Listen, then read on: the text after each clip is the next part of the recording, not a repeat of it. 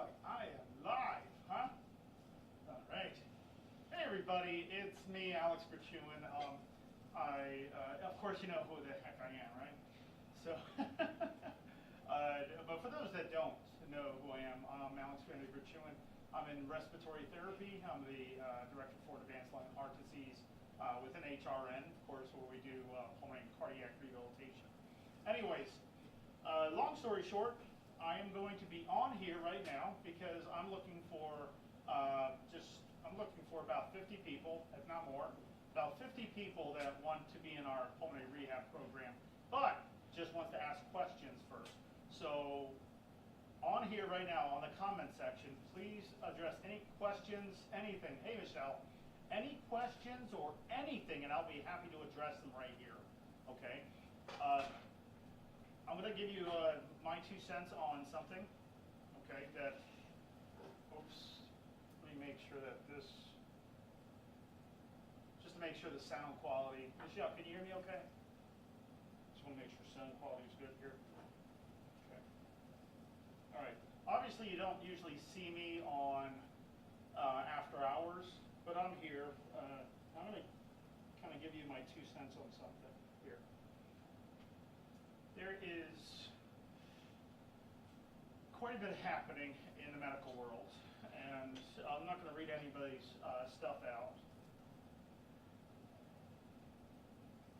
Oh, what a good team. That's a good team. But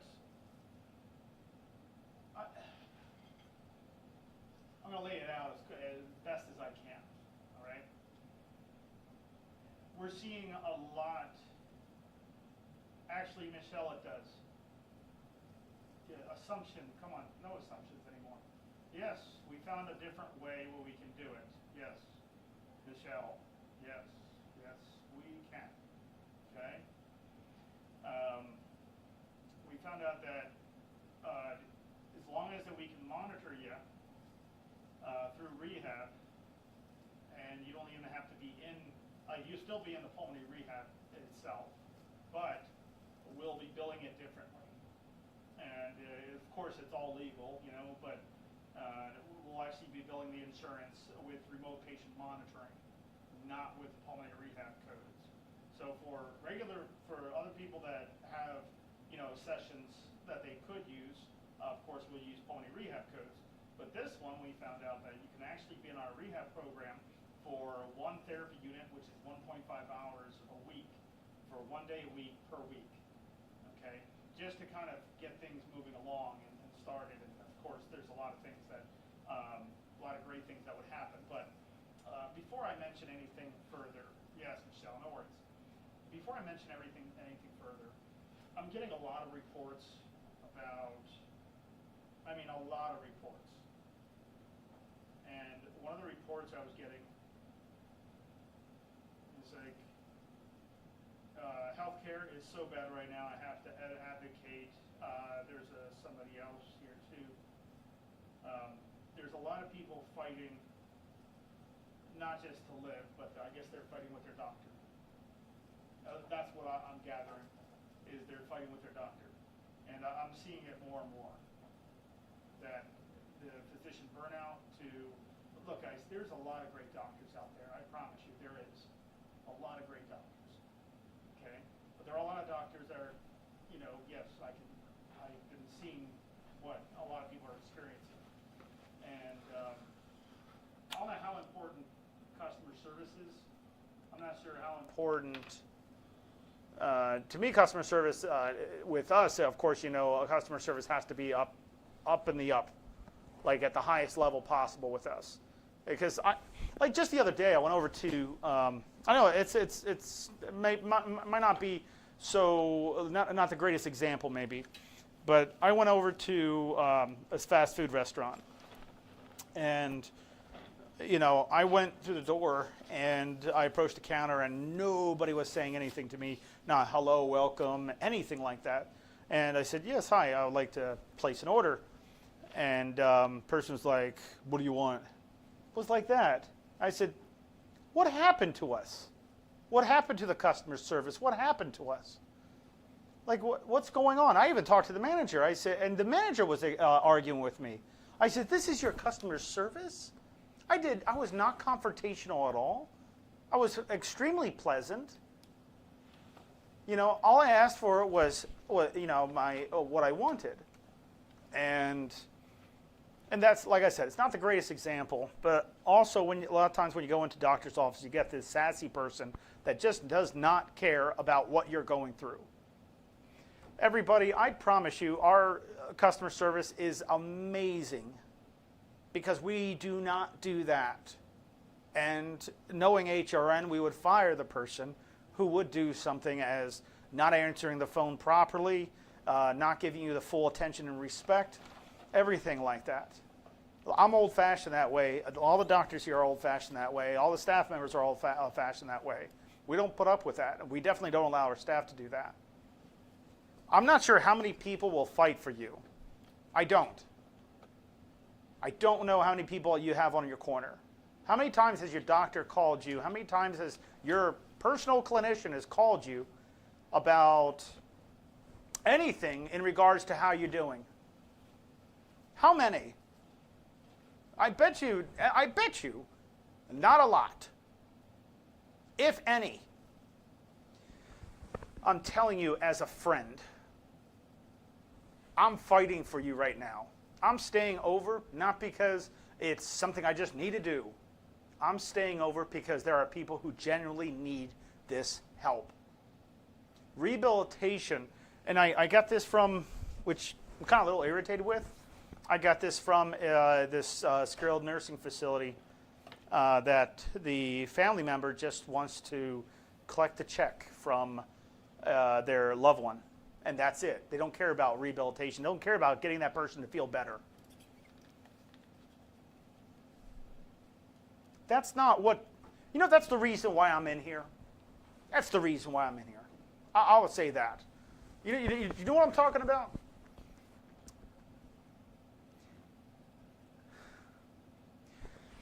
A while ago, a long time ago, probably 14, 15 years ago, when I started out,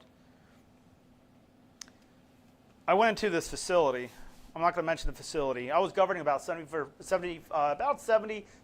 maybe 75% of the rehab facilities in the tri-state area with this company. And I go into these rehab facilities and help out the patients that have trachs. And if they need lung rehabilitation, I help them with that. But I went inside this facility, and everybody's on their cell phones. At that time, yeah, there were still cell phones being used.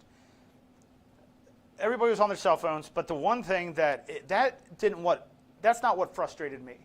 I went to my patient, which I've never seen before. This is the first time I saw this patient. I got assigned this facility. So I went inside, and there was vomit. I'm not kidding you. I swear to you. You know me. There was vomit all over this person. Before I went in, I saw, and this person had a trach. Vomit, dried vomit on the side of this patient. And as soon as I was going in there, I saw the GNAs just squirting perfume to keep the smell down. And I could not believe the sight I saw. I could not believe I was living where that existed. I know it's probably worse in a lot of other places. I understand that. But that is not health care. I know, Doylene, but I hate to say that it's all about the money for the docs. I understand you're pretty much right on that. But our Dr. Shaw is not like that. I promise you, Dr. Shaw is not like that. Okay? Dr. Selsky's not like that. I promise you. Okay? I swear to you. There are a lot of good doctors. You know, there's Shostak, great doctor from Cornell. There's a lot of good doctors. You know, we have so many doctors that refer patients to us. They fight for their patients. But there are a lot of doctors that don't.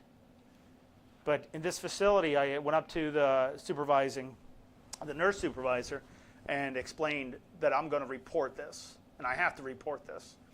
You know, this incident with vomit. I said, I can't believe that you would allow this in the facility. Well, this probably just happened. I said, no, if it just happened, then the vomit would be wet. I said, the vomit is crusting around the patient's sides.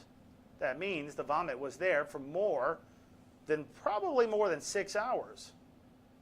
And you're trying to give care to somebody like this, and they're not getting any care. They're getting worse. So, of course, I reported it to the state. And, of course, they got shut down. People were upset with me when I did that. My job as a clinician is to protect my patients regardless. It is not to make anybody feel bad. It's not to take somebody off of their work. It's my job. And I love my job. I love it because I make a difference. And what I just did was probably save that person's life. They got transferred to another facility. I'm not sure whatever happened after that, but they got transferred to another facility. And those patients, guess what? At least I know they're not succumbed to that. They don't have to go through that anymore because that was absolutely disgusting. And maybe it just happens at night, but it was disgusting.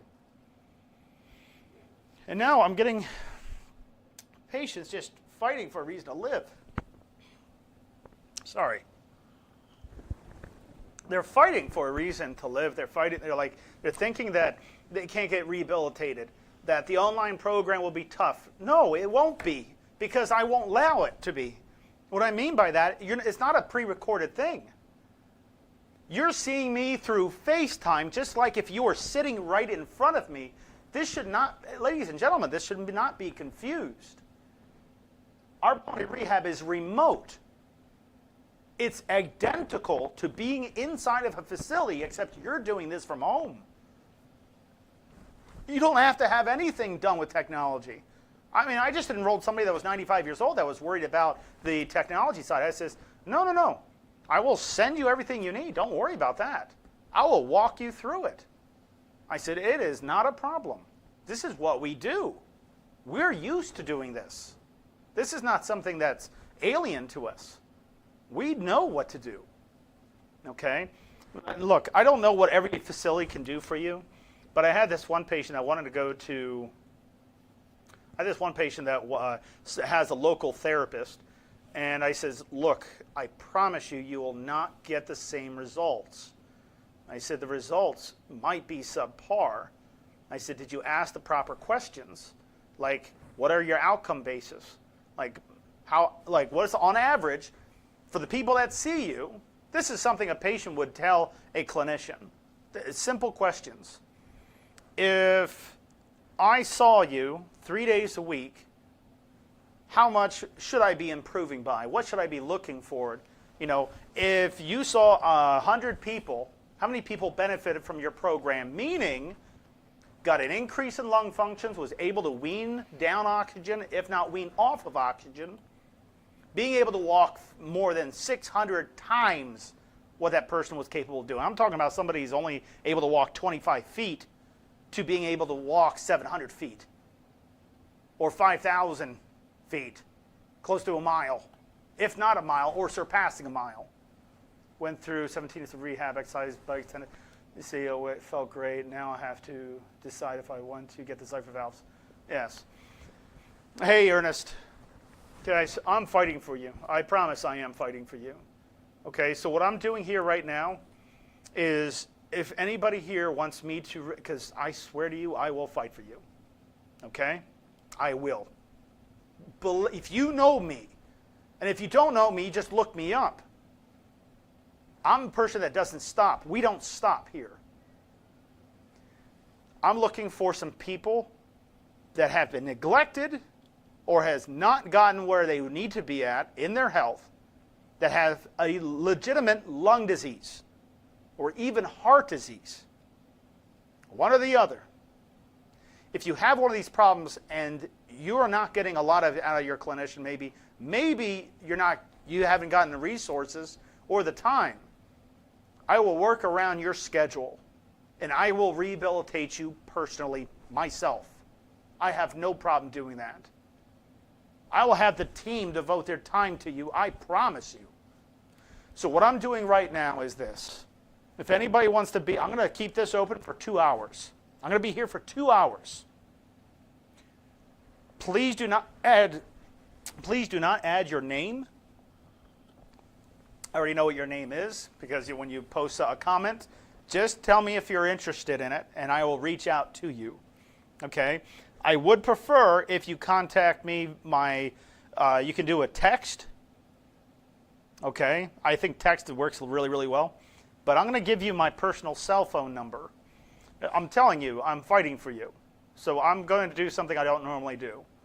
I'm going to give you my personal cell phone number to contact me, and all we're going to do is just talk. I'm going to see if this is the best option for you. Okay?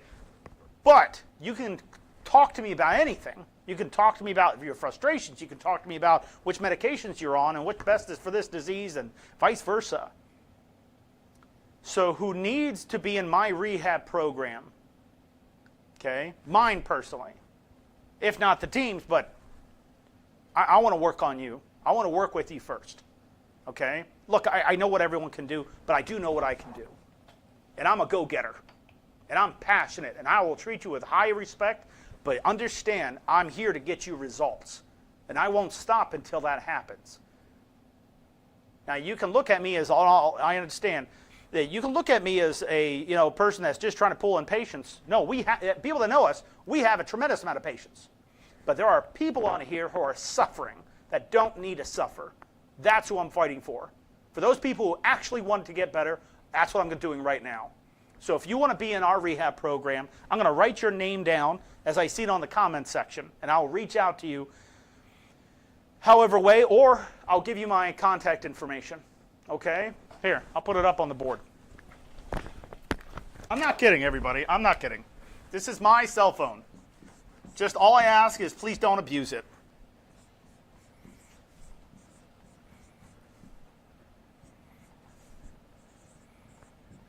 Okay? That's my cell phone number. Please contact me. Michelle, no problem. I'll get you in the rehab program, not a problem. And don't worry, also for those that don't know this, okay, even if you have been through our rehab program, okay, because I know a lot of people that are on maintenance and they got their life back and they, kind of did their own thing afterwards, and that's great. You got your life back. But if you want to still join into our rehab program, we do have another way. Okay, it's called remote patient monitoring, and what we'll do is your insurance will cover remote patient monitoring even if you ran out of your pulmonary rehab sessions. Okay, we also have a cardiac program that will take you, no problem, if you have a cardiac problem and if you qualify for cardiac. But needless to say, I can still get you in our pulmonary rehab program. It will be for like one therapy unit, which is 1.5 hours per week. Okay, at least a bare minimum, but at least I'll be able to see you. Okay, at least I'll be able to see you. Because I'm tired of people struggling so much and there's no one fighting. There's no one fighting. I'm fighting, but I don't see a lot of people fighting. And all these patients are fighting for their loved ones. They're fighting for justice. They're fighting for just a little bit of breath freedom, a little hope there. It just feels like nothing is happening. So I'm telling you as a clinician, under the Maryland Board of Physicians, I am telling you personally that you don't have to live that way. I can do this. If you give me the chance to help you, I will help you. And everyone that knows me knows me. Okay, you can ask around, you can type my name up on social media or on the internet. I come up everywhere. I am not a joke, I'm the real deal. Okay? But I'm tired of this suffering. Okay? We're in here to help, not to cause problems, not to make your life worse or anything. I'm here to improve you. And I'm not going to stop until that happens. Okay? I promise you'll get improvement. It's just how far we improve. It just depends. Meaning that if I get you up to your goal of, let's say you couldn't walk 20 feet and I got you up to 500, that was your goal, I would like to see you go to at least a mile without stopping. And I won't stop until that happens. I know it doesn't sound like it'll probably be realistic for you, but it is realistic because that's what we do. It's not a problem, Michelle. It's just what we have to do. And I'm tired of seeing the suffering. I'm tired of seeing everyone suffer. And I just don't get why everybody would be like that. I don't understand why. There's a lot of doctors that refer patients to us all the time, but these people, I mean that in a nice sense, but I'm just tired of seeing the suffering. And in my day and age, where I'm starting to see the quality of services going down, even in restaurants and in every place you go to, you get people that just, you have to kiss their butt to do something, for something to get done. And that doesn't make any sense. You're the customer. And it makes 0 sense. You're paying their paycheck. Everybody should be treating you with the utmost, highest respect possible. It's not right. And I don't know, I can't fix the whole world, but at least I can fix some lungs. At least that's what I know I can do. So, like I said, I'll be here for 2 hours. If you want me to help you, no problem at all. No problem at all. Hey, John, you got a pen? Yes, sir. I think I left mine somewhere. Thanks, man. Sorry. No, you're fine. So, if, like I said, that's my phone number, okay, 410-714-1587. I'll be here for 2 hours till 6 o'clock, and I'll be here just like this, okay? I'll probably pop in and say, hey, I'm waiting, or, mind you, ask questions. Ernest, with your positivity, you give me mental strength if I... No problem, Ernest. No problem at all. That's why I fight so hard, because you guys deserve it, man. I know I'm kind of like, I'm a picky person, I know who I am. I'm a picky person. I don't allow people to slack. I don't want people to neglect. My thing is that I want to make a difference in pulmonary. And I did that.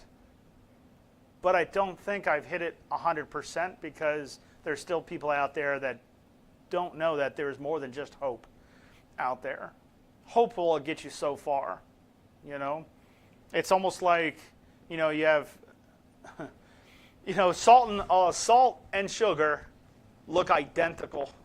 You can have one person, but they'll look identical, meaning they can either be salt or sugar. They look identical. If you take salt, you take sugar, but one's bitter, while the other one's sweet, right? You just don't know who you'll land. At least I know what I'll do. At least you'll know what I'll do. Is I will do everything in my darndest. And being at the top 1% in the United States as one of the great respiratory therapists, at least I will show you what I can do.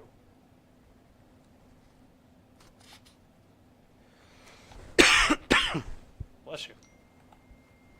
No problem, Kimberly. No problem.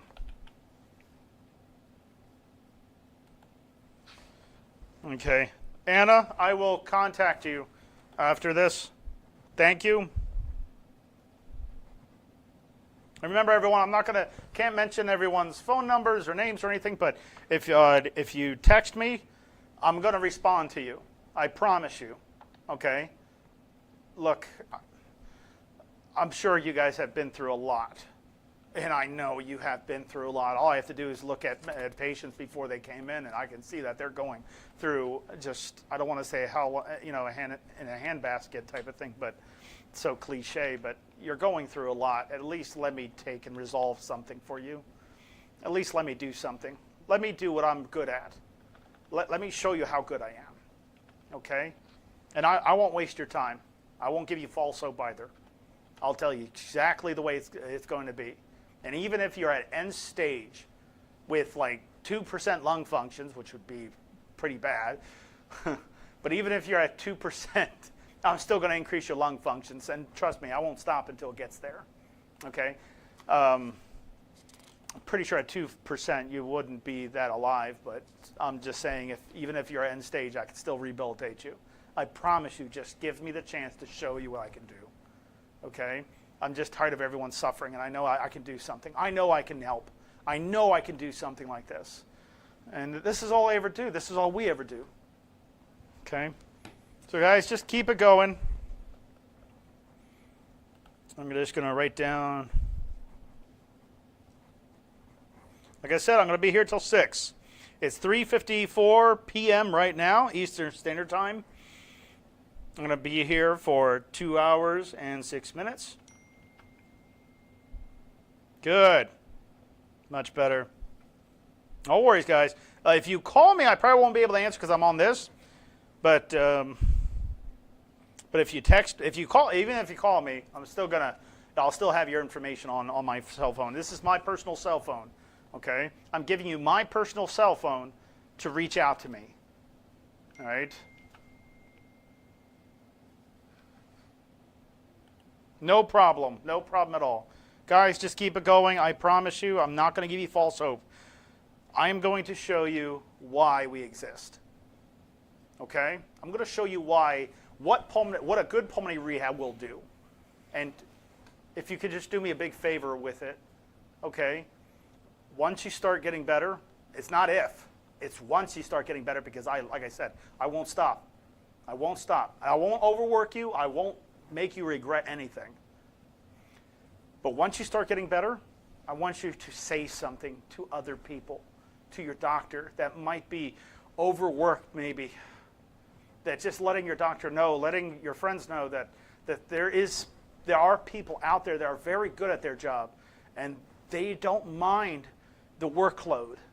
They don't. And I don't mind the workload. Just help me help you, please. Okay?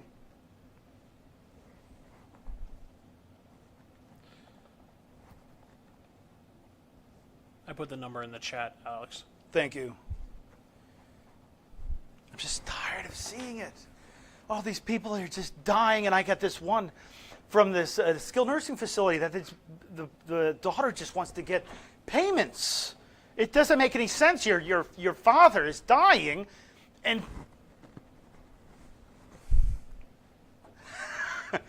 like, how do you keep not being emotional about it? This is not the world we live in. All those people that fought for us in wars and things like that for our freedom. For what? For this? This is not how America was supposed to be ran. I'm not political, I promise. I'm not. Okay? But darn it, man.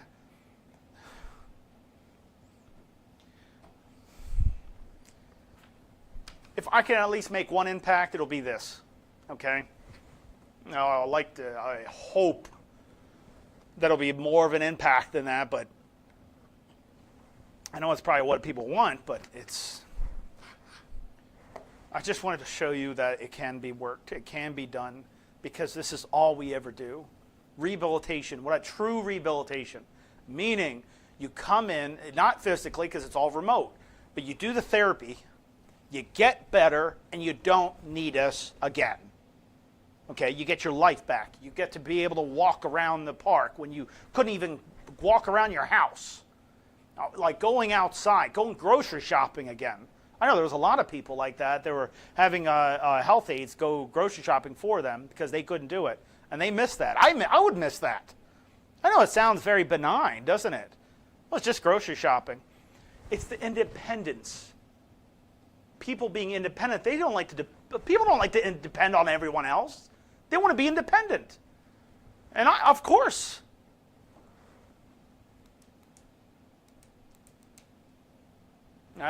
Kimberly, I love you too, man. Thank you. Like I said, I'm not going to stop until I rehab a bunch of people. And I tell you,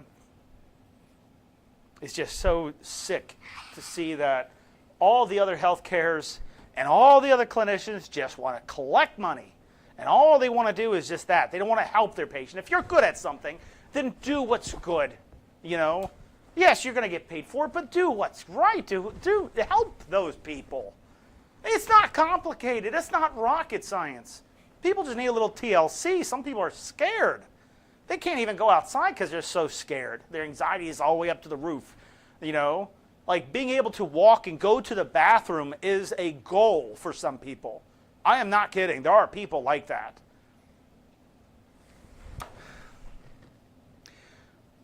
So at least I'll know I'll fight. And I will fight. Like I said, I'm working overtime. I don't care. Don't care. Because this is what has to be done. So, just said before, if you want to be rehabilitated by me, I promise you I will treat you with the highest, utmost respect.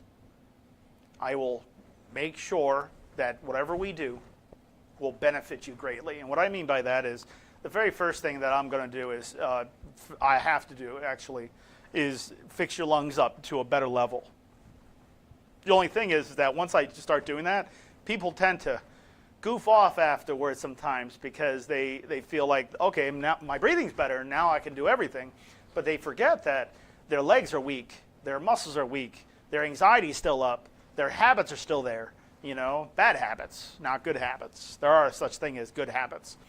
You know, but if you just give me the time, just give me the right amount of time to rehabilitate you, and I will rehabilitate you.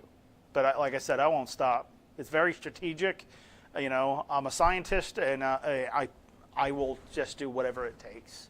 Okay? I'm tired of seeing all the suffering, and you people are having to deal with that in the outside world, and it's just too much. It's just too much. And you have no place to go, and no place to help you, and no doctors calling you, no clinicians calling you. Well, guess what? I am, and that's what I'm doing right now. Hold on 1 second. With Amber, yeah, Amber, she's great, isn't she? I'm a current patient of HRN with Amber as my therapist. Her enthusiasm is equal to yours to help everyone. She's fantastic. We only hire the greatest ones.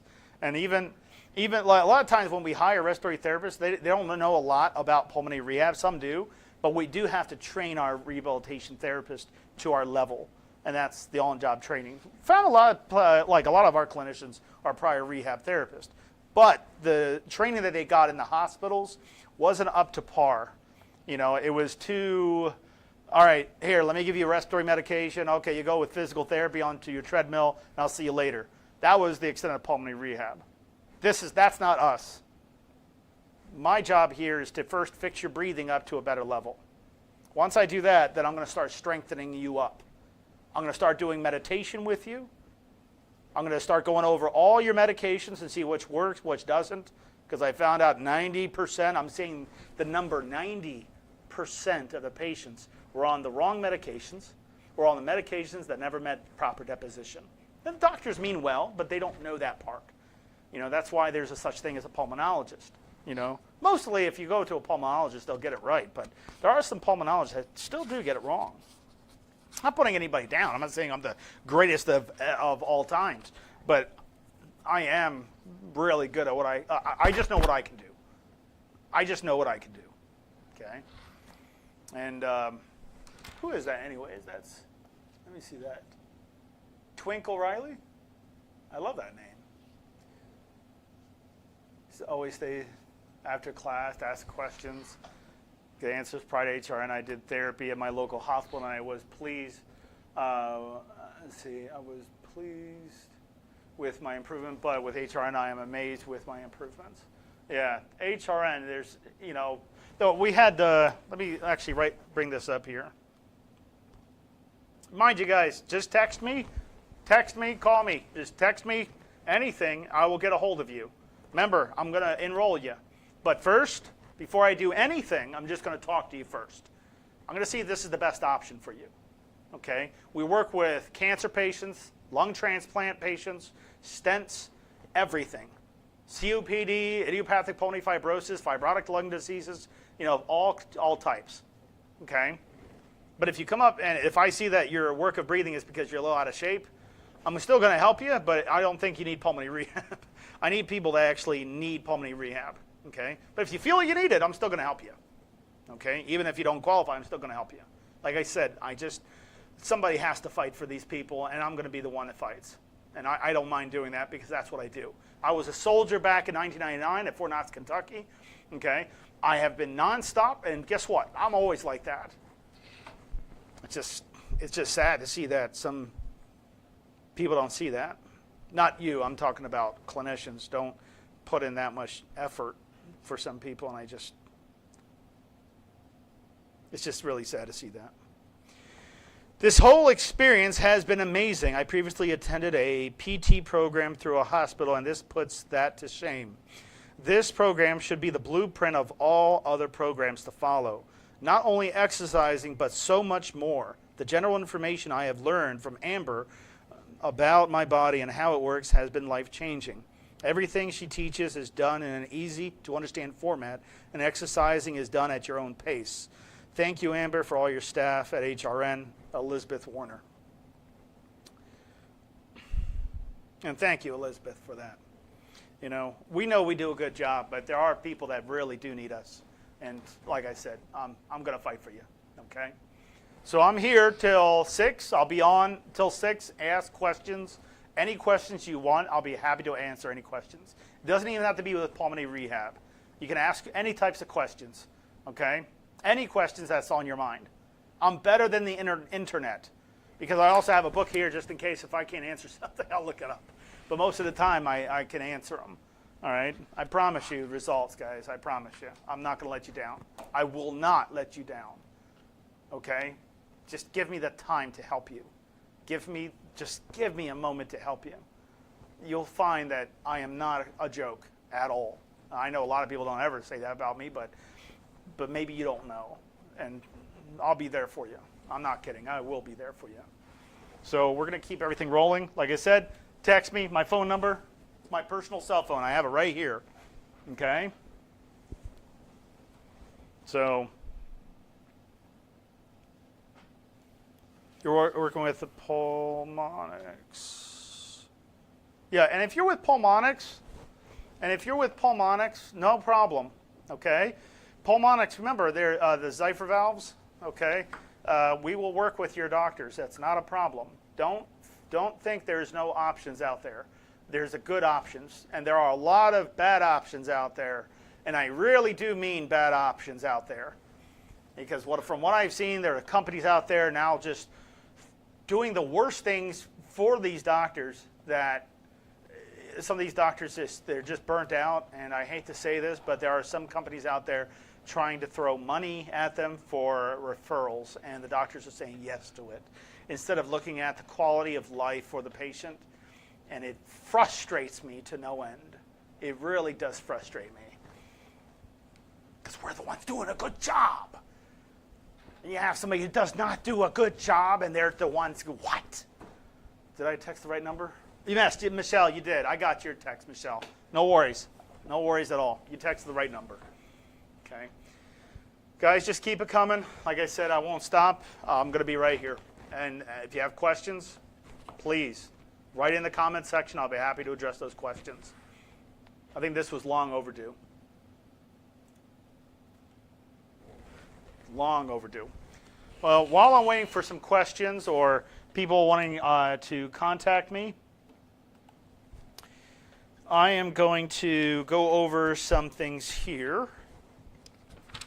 And a lot of this stuff in here is, like if I read this, blood normally takes approximately 0.75 seconds to pass through the pulmonary arch capillaries.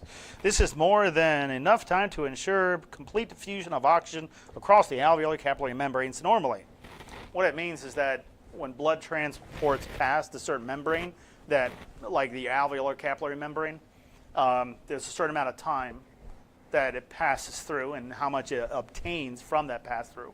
But what I mean by that is like if somebody had a high heart rate, like a very, very high heart rate, but they're only breathing slow. The only way oxygen can come in, like if I just hold my breath like that, oxygen won't readily come in. There's no oxygen coming in, there's no CO2 coming out because I'm holding my breath. If I slow my respiratory rate down and breathe in slow too, but my heart rate's going like 120 beats per minute, I'm going to pass out. And the reason behind that is because the blood is running through my alveolar capillary membranes. It's not giving out the CO2, it's not pulling out the CO2, it's not pulling in oxygen. So you find people that try to slow their breathing down during exercise, and they're wondering why they come close to passing out, to seeing stars in front of their eyes. You know, they get really dizzy, and of course they might lose balance. Facebook user, yes, yes we do, especially for Maryland. But our program is covered by insurance, but we did find another way for even people that have ran out pulmonary rehab sessions that we can actually do something else. But it's still pulmonary rehab. But we can do remote patient monitoring, but we're going to add in pulmonary rehab to it. Okay, it's all covered by insurance. And from what Abby told me, there's no out-of-pocket. Did I mention that? There's no out-of-pocket. If you have like Medicare, they'll cover it 100%. A lot of the commercial insurance will cover it 100%. Some of the Medicaids will cover it. Okay, so what I'm going to do first, what I'll do first is I'm going to talk to you first. Then I'm going to see what I'm going to go through your insurance and make sure everything's fine. But like I said, long story short, even if you could not get approved, I'm still going to help you. Do you understand? I'm still going to help you. I'm tired of the suffering. Okay? I'm tired of the suffering. It's gone on way too long, and there's people out there that are desperately need help. And I'm just done. I'm just done. I'm not done with you guys. I'm saying I'm done. I'm completely fed up with everyone that actually is really good at what they do, clinician-wise. They're available, but we're going to people that don't know what the heck they're doing, and all they want to do is rack in money. And I'm just tired of it. Just tired of it. So, if I'm jogging or I'm running or I'm on a treadmill, my heart rate's high, I slow my breathing down, you're going to be in worse trouble than you think. The reason is because you're not bringing your respiratory rates too slow. Okay, your respiratory rate's too slow. It has to be in lieu with your exercise. So, like, if I was going to do, actually, I don't have to do that. But let's say I was going to walk. I take one step, and then I take another step, right? Just like walking, right? One step inhale, one step exhale. So when I govern people, when I tell them how to breathe with a walk, it's because I need to make sure their respiratory rate is even enough with their exercise. And what I mean by that is if I told somebody, just breathe when you want to, okay, they don't know that they have to breathe a certain way. They don't know they have to breathe with the exercise and how deep they have to breathe, how frequent they have to breathe. There's no science right there, but there is. It's called the VQ quotient. Okay? It's called VQ quotient. Okay. It's the VQ quotient. And what all that means, let me see if I can find it in here. I'm pretty sure it's actually one in here. Okay, actually, I didn't have to look that far.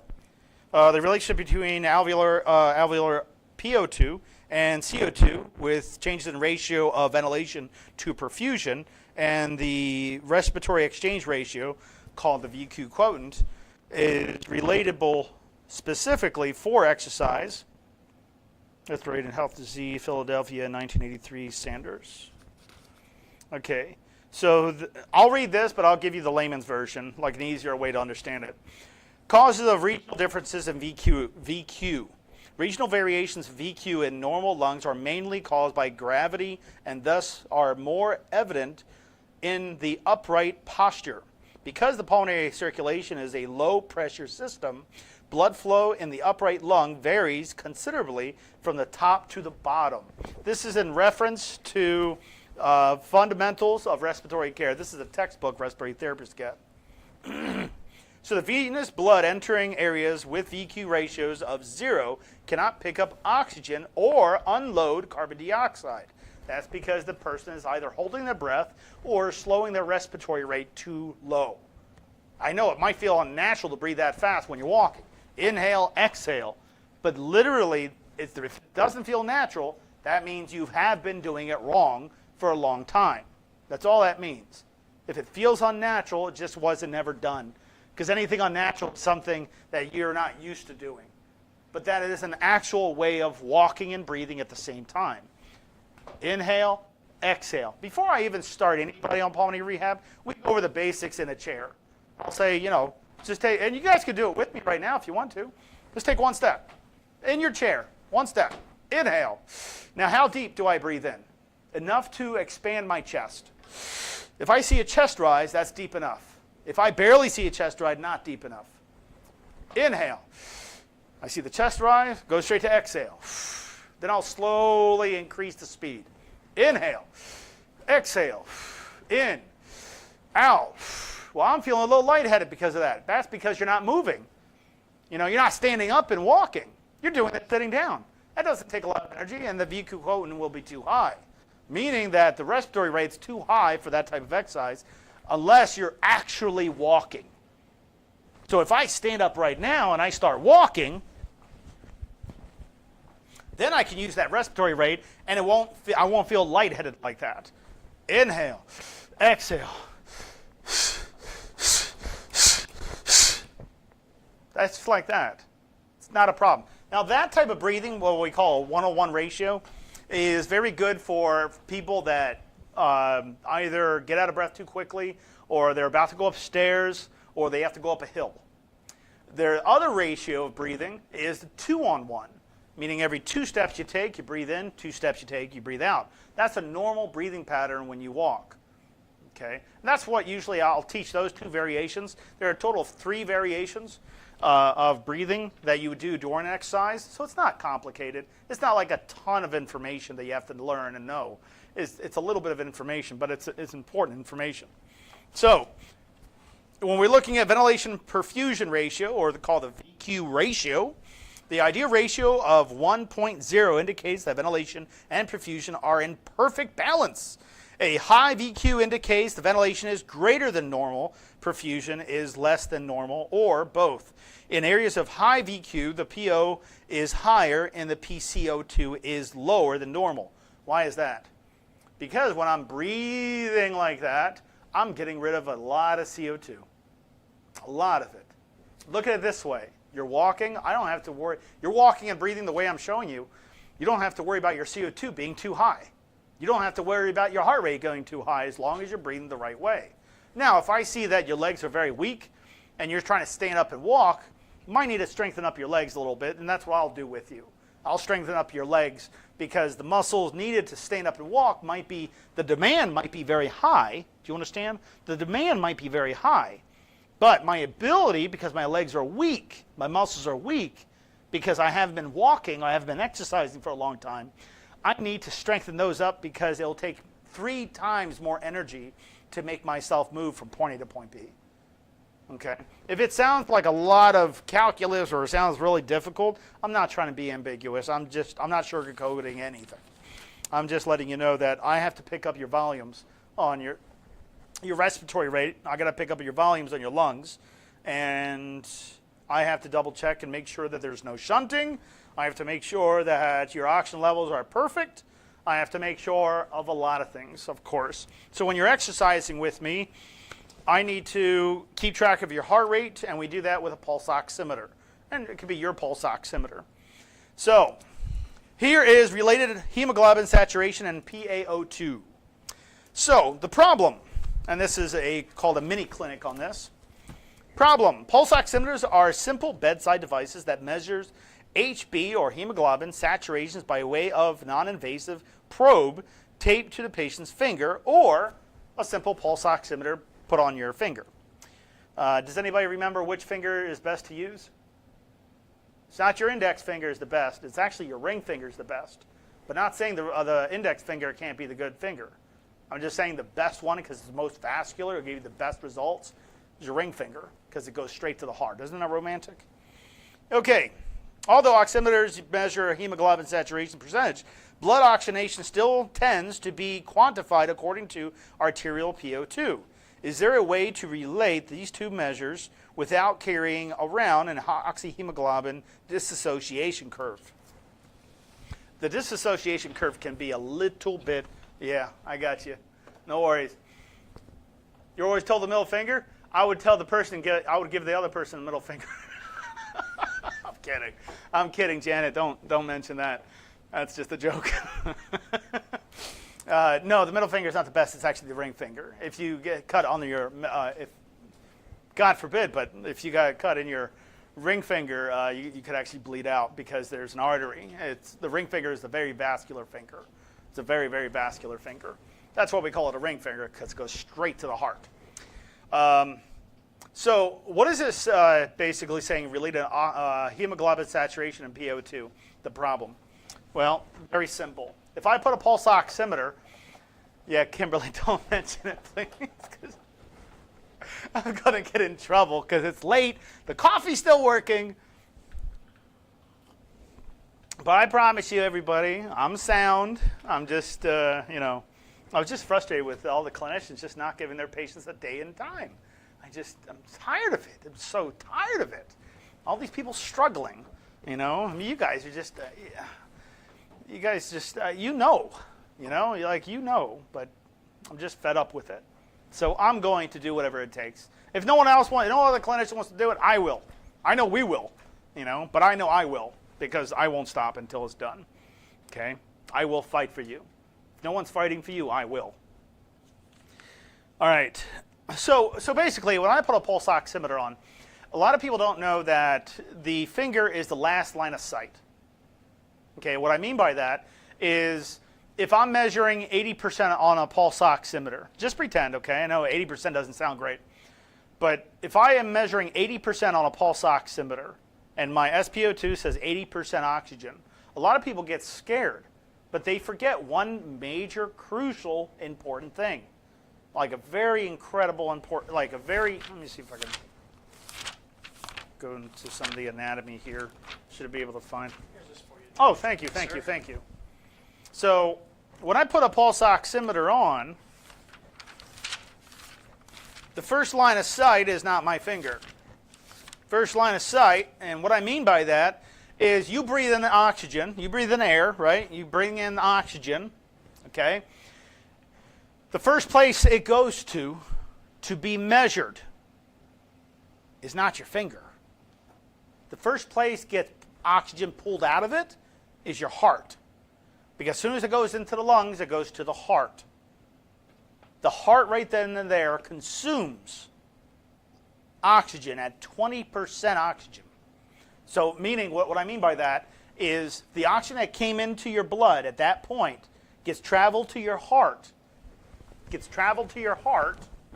And your heart right then and there just brought in 21% of oxygen, but it just brought in 20% of what you just brought in. It just took it. It consumed 20%. Okay? Then it goes to your brain. Your blood travels to your brain. Just look at the line of sight. Just look at the circulatory system. Then it goes to your brain. How much does your brain consume if it's relaxed? 30%. So oxygen comes in.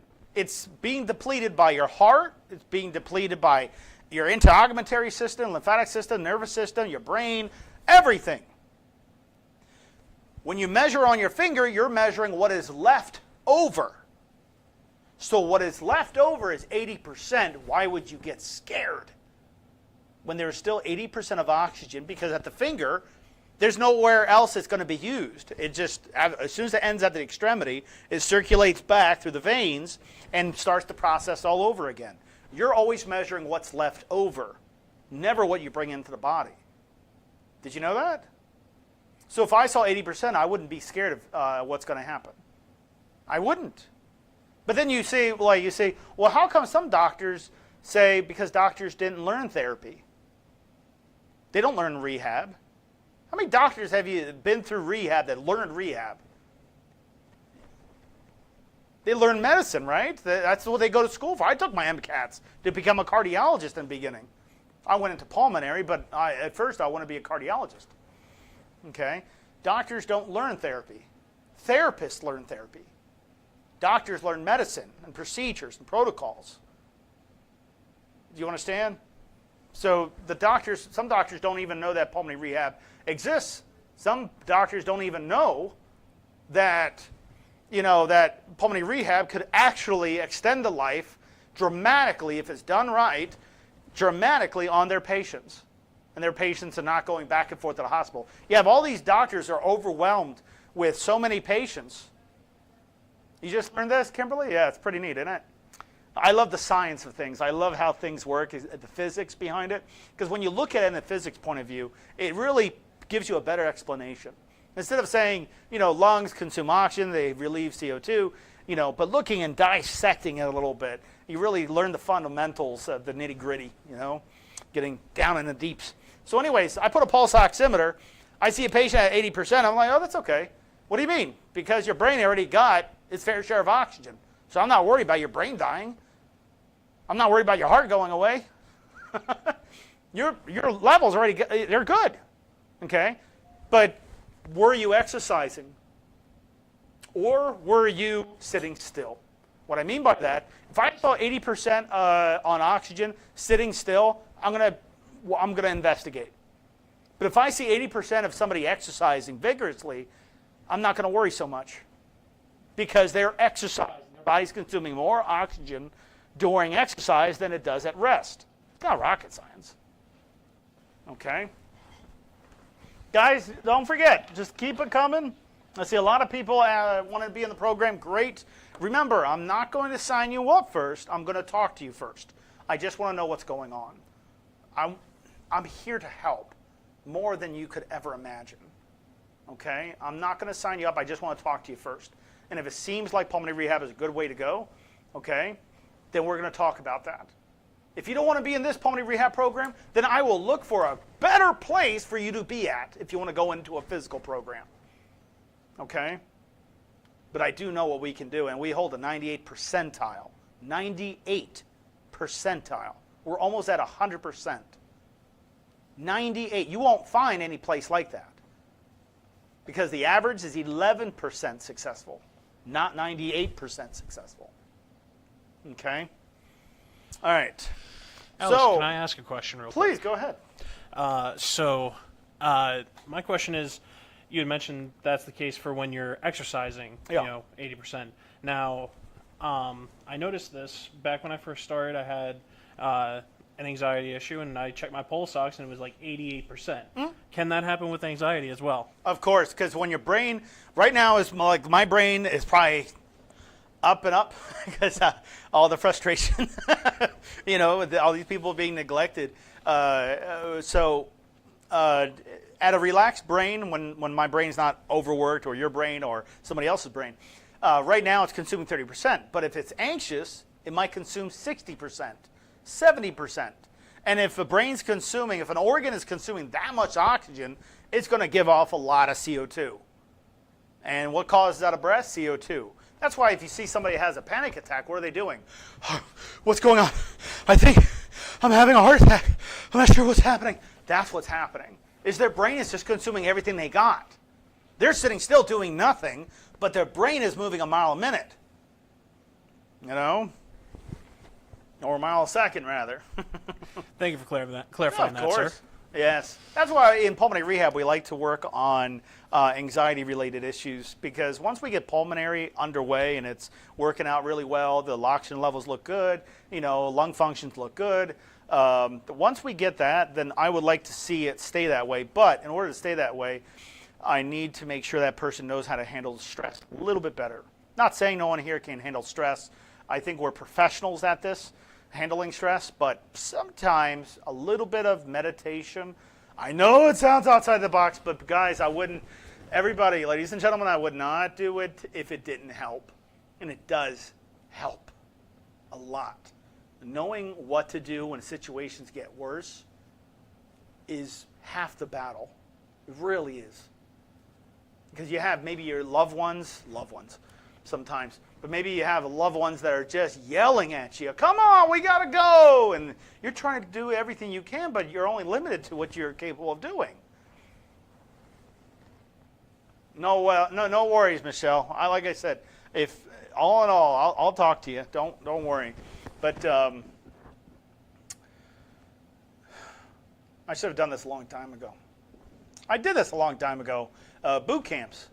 I did pulmonary rehab boot camps, but people got afraid of boot camps because they thought it was going to be intense. And it's like, no, it's just a tryout, And we might actually do some tryouts. Would you guys like that, some tryouts? I think it might be the word boot camp. Yeah, the word boot camp. I just think of boot camp because when I was in the military, when we say boot camp, yeah, you're going through red phase, and you go through white phase and blue phase. That's how in the military, at least in the Army, it's, you have red, white, and blue. But the red phase is the toughest. You have like 2-3 weeks of that. Then you go into white phase, which you're not doing as aggressive things, still aggressive, but not as aggressive at red phase. Wait a second, let me see this here. One second, sorry. So Kimberly, my PCP checks oxygen first thing. I had walked from car to exam room. My levels was 80%. She freaked out, stuck me on oxygen, and prescribed me oxygen for me. I've been terrified for a year, yeah. Kimberly, I'll fix you. I'll have you walk into your doctor's office. I'm not kidding. I'll have you walk into your doctor's office. I'm not giving you false hope. I can do this. I promise you I can do this. Just give me the chance to help you. Give me the chance to show you what I can do. Kimberly, have you seen Reggie's patient testimony on our YouTube channel? Yeah, on our Reggie, and not just that. Well, how many testimonies we have? We have a tremendous amount. We get them all the time. You can just go through our social media. And yeah, they're posted there every Thursday. Yeah, the program works very, very, very well. But I'm going to help you. I'm going to help guide you on this one. Okay. Just sometimes some people need just a little help, but also they need a little love in their life. And I just don't think a lot of people have that love. You know. There was like this whole, what was it? There was this whole thing with people being depressed and people selling like depression pills. Oh, take this. Oh, there's this new lung thing that if you inhale it, and it's made of glycol and this and that, you know, if you inhale it, it fixes your lungs. Guys, if something like that was available, I'll be telling it. My goodness, I'll be saying it out loud.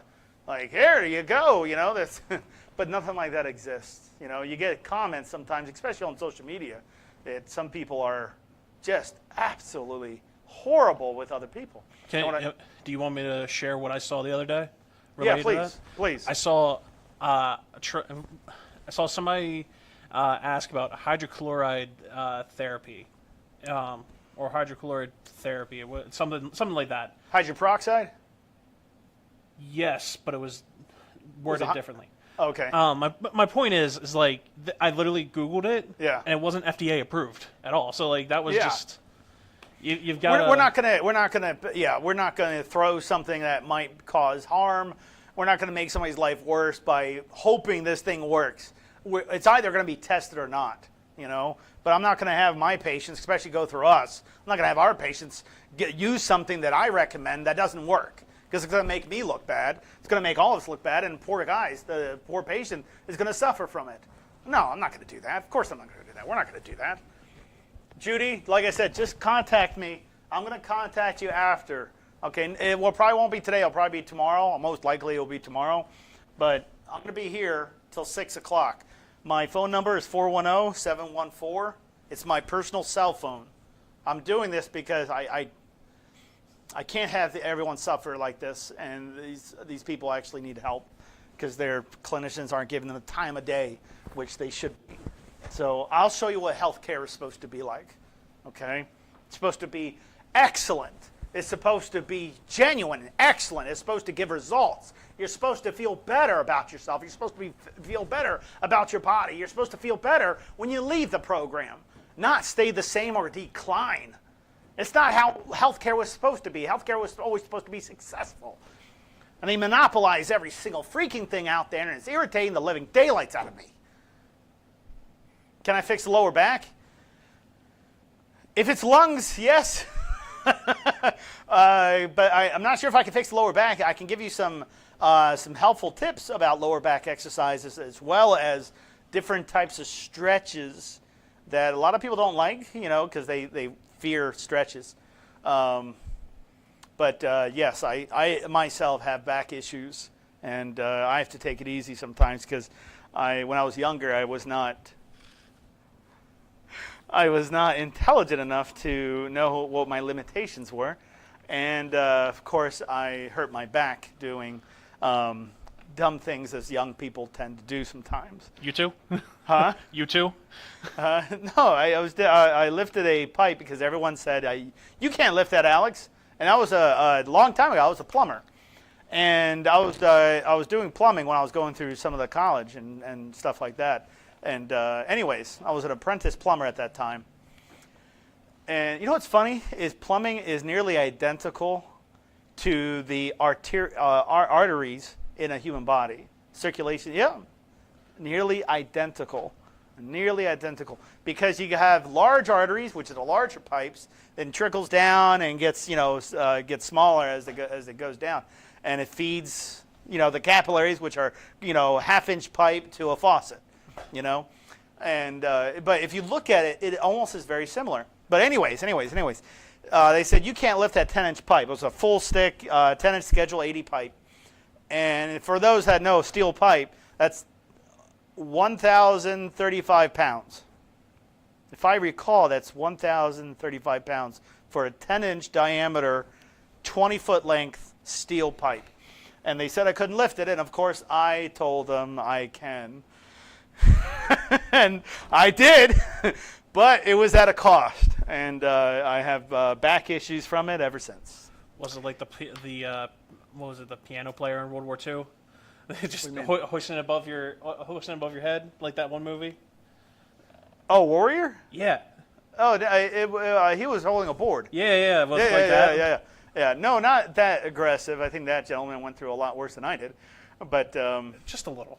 You know, that's the one thing about that movie when I was watching it, it was very sad and depressing. It was. Because he struggled throughout. Yes, he accomplished all these things, but he struggled to the day he died. He struggled, and it was, I thought, I don't know, maybe I'm looking at it differently, but I just thought it was super sad. I mean, I was like, during the whole movie, I was like, when is he going to catch a break? He was on a boat for so much time, and they caught a bird, and they tried to eat the bird, and they all vomited, and they're already malnourished, and they're super dehydrated, and they had to endure that for like a long period of time. They were captured. And when they were captured, they went through hell in a handbasket. But yeah, he came out alive afterwards. I guess there's always an upside. You know that was tamed down. That Yeah, movie I was heard. tamed down. It's so much worse. It was so much worse than that, and I can't believe somebody would. I can't believe somebody's life would be that. Would have to go through all that. But man, you know, it just shows you how strong somebody's ambition is, or how strong a body is. You know, a lot of people don't realize how strong a body is. Even when you have end-stage lung disease or heart disease, your body still wants to live, and it's fighting to keep you alive until you figure out what to do. Most of the time, it's an exercise. Like with my own mother, she said that her doctor said that, you know, her heart's weak, so she's thinking, okay, permanently my heart's weak. I said, Mom, all you got to do is exercise. Well, that's not what my doctor said. Why don't you ask your doctor? She asked her doctor, should I exercise? And he said, yes, absolutely. Okay, I'll exercise. It's like, because her doctor didn't say it, she thought it was not valid. And I said, Mom, it's me, you know. And I said, come on, you start out with three valves in her heart, and she had like 3 bypass surgeries, and she was on oxygen, and she had kidney failure, and all this stuff. And yeah, I rehabilitated her, and even though it was out of my scope of practice, because I don't work with the kidneys, but I figure, let me exercise her in a different way. Let me fix her pulmonary side. So I got her off oxygen completely. She's not wearing oxygen at all. Got her walking. She was able to walk at least 2 miles without stopping. Still alive, of course, you know. It's my mom. Did she come in today? No, she didn't come in today. She didn't give me a call. But yeah, I have a gym back over here that we bring in patients sometimes that are local in Maryland. And if they're local, they can come in physically. But yeah, she uses the gym. I said, just use the gym anytime you want to. And she thinks the sound of the lungs is what counts. And I was like, no, not necessarily. It's the functioning of the lungs that counts. You know, we want somebody's lung functions to be up high, not low. So, all right. Mind you, if anybody has, questions, anything like that, please address them in the comment section. Like I said, I'll be here for 2 hours right now. It's 4:37. I'll be here till 6 o'clock Eastern Standard Time. My job right now is, if you need help, I'm right here.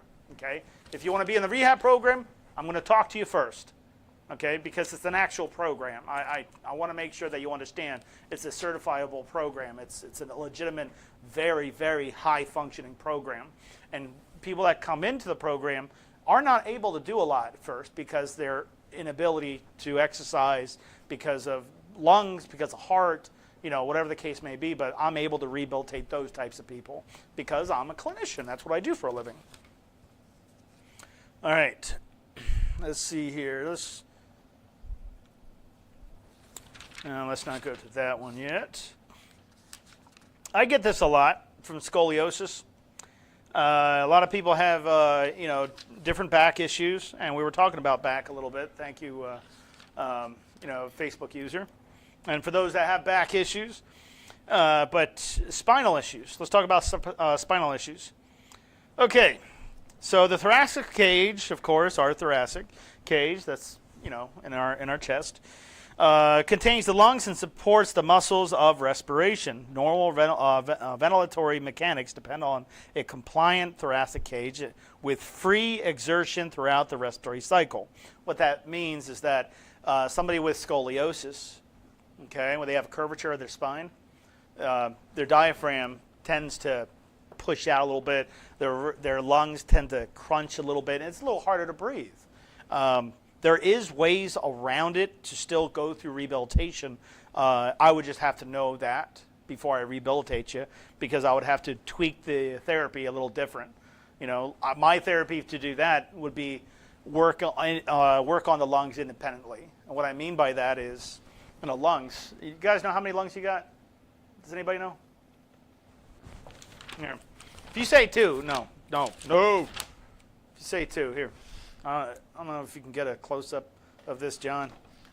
See if I can grab another page of this. Let me show you something here. I'm seeing if I can find another one, too.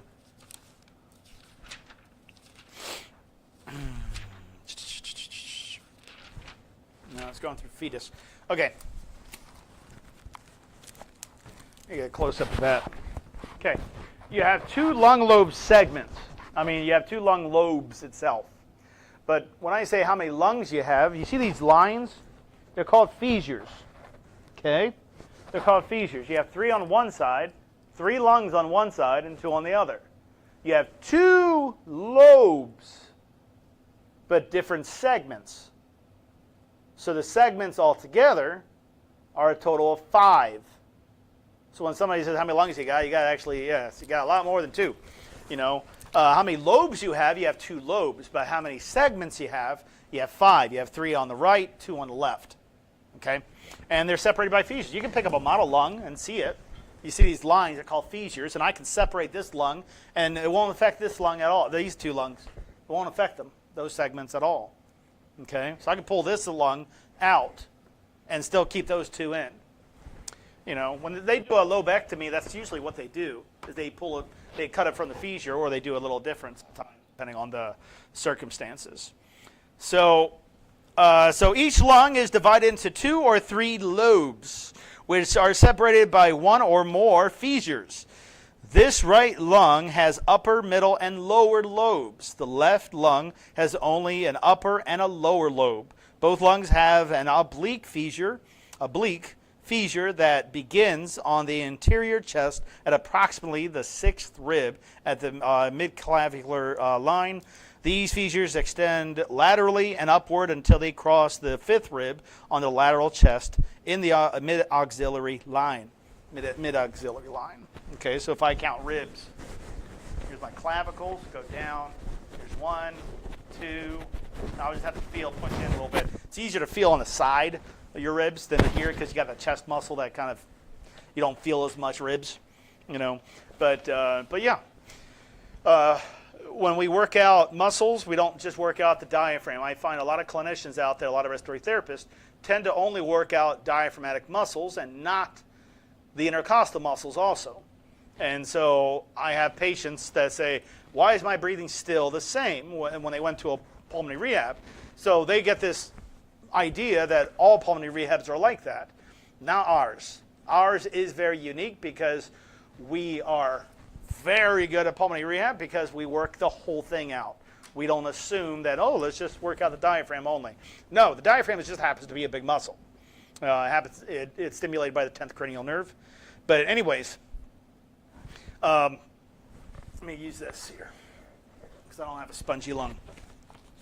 So when I pull this, what happens?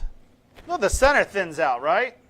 So if I'm only working my diaphragm, am I really picking up volume? Not as much.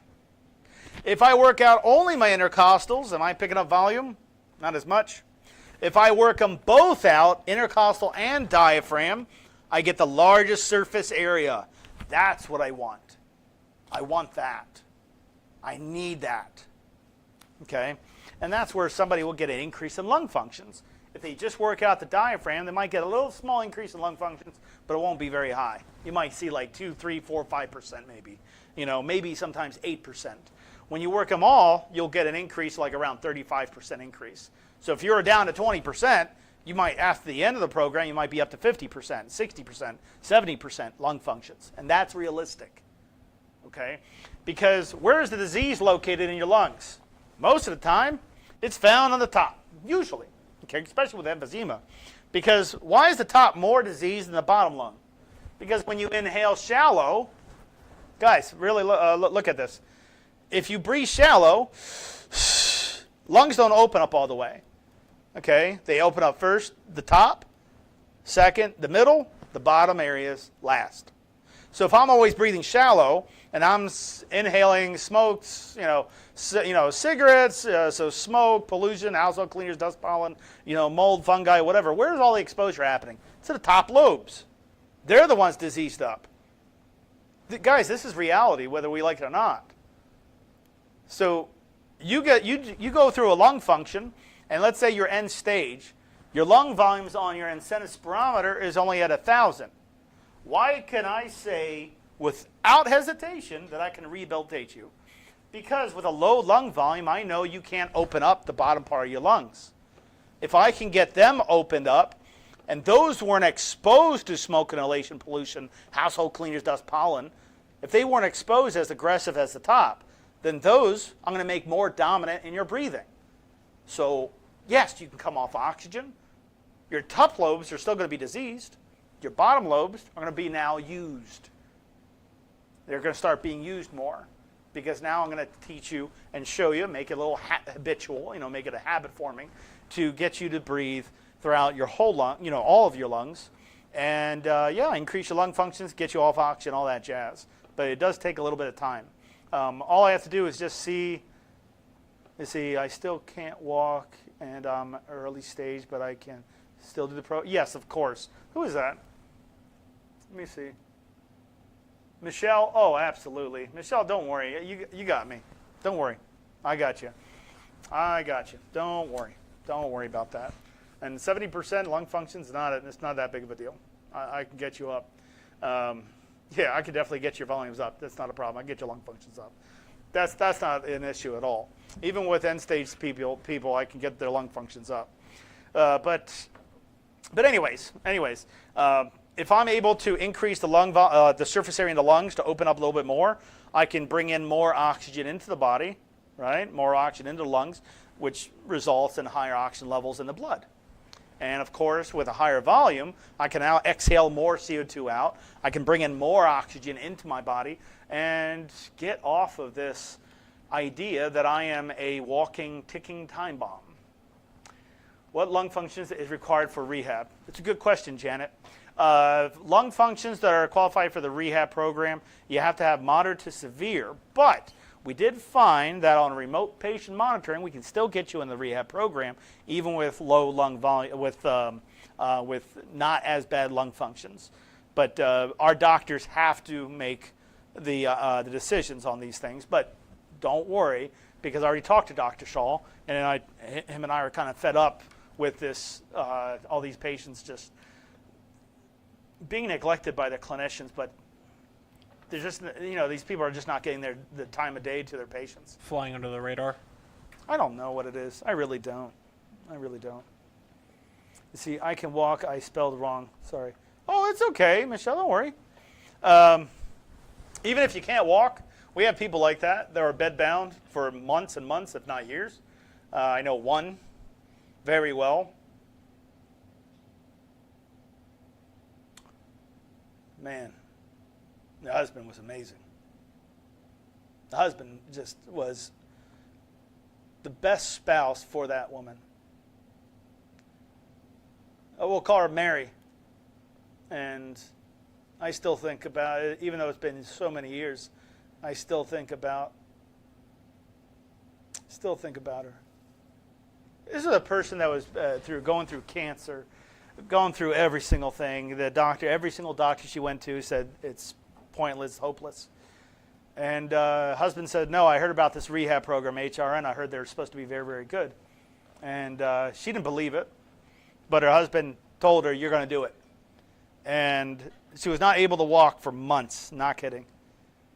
And when she told me, it took some time. It might not mean a lot to you guys, but it means a lot to me. We got her up to around 675 feet, I want to say. 670. This was a person that couldn't walk. Getting up to 675 feet, that's amazing. That's not good therapy. It's amazing therapy. And she earned it. Ever since, she always talked about it so highly about us. Her husband was just an awesome guy. Everybody's. Even Mike's wife was awesome. He just wouldn't let her husband die. And I said, I'll help. Man, did we do it. You know, the greatest thing about the program, too, though, is the social aspect of it. All these people that are in the program, they all communicate with each other. They make awesome friends, and a lot of people are just, they're living by themselves. They don't have anybody, and now they have friends they can contact. They're in the same class. Say, hey, did you do that rehab? Did you do this? Did you do that yet? How far did you walk this time? And they all entice each other. So it's not just the clinician pushing you, like, I don't want to say pushing, but, you know, encouraging you. You have other people doing it too that are in the same program that are doing so well, but they don't want their other classmates to feel left behind or anything, and they encourage them. Say, hey, John, did you do that? Hey, Mike, did you do that? And every time they come up, every single time, guys, every time they join into the rehab, the first thing that they do is they all communicate, they all talk to each other first, and you know that's of course allowable. But it's just so nice to see that humans being humane again. Humans again, you know, not just this weird thing that's happening nowadays. You go into a place and the customer service is absolutely horrendous. And I told the manager, why would you hire somebody like that? Like, can't even say hello or anything. And I'm a good tipper. Can't even say hello.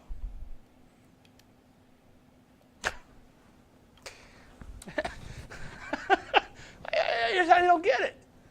You can't even say hello to somebody? You know? Yeah, it's just ridiculous. What's the old expression? Misery loves company. Yeah, but it's just, I mean, what the heck happened to us? I mean, what the heck happened to us? And I hate to say it, I feel like the Gen X's and everyone that was prior needs to whip the butts out of people that are younger. Like everyone needs a spanking, I feel, you know? No, it's just... As a Gen Zer, we're not all that way. I just... Like, what happened to the guts? You know... I mean, I bet you, like Michelle and Deb and you know, and Ernest and everybody, I bet you they can tell you one thing and another how to live a life. You know, how to, you know, what they did to push themselves to get something and what they had to sacrifice in their life. You know, that takes passion, that takes drive, ambition, that takes everything. It takes smarts and knowledge. You know, now you have somebody just whining about everything. Well, I don't want to do that. I don't want to do that. I'm going to finish playing video games. I said, my son have ever pulled that card out on me, he knows what would happen. I'll take his video games and throw his TV away. I said, my son knows better than that. I got 2 kids, and they're awesome kids, and they're super smart. And my one kid wants to be just like me. And I love being a dad. I got good dad jokes. I got pretty good dad jokes. You want to share one with us? We didn't get one the other day. Somebody told me a joke, and he said, "Why did the chicken cry?" Oh yeah, it was Kyle, my son, Kyle. The kid's only 7. He's adorable, absolutely adorable. And he said, "Dad, why did the chicken cross the road?" I said, "I don't know, to get to the other side." He said, "No." I said, "Why?" He said, "Because."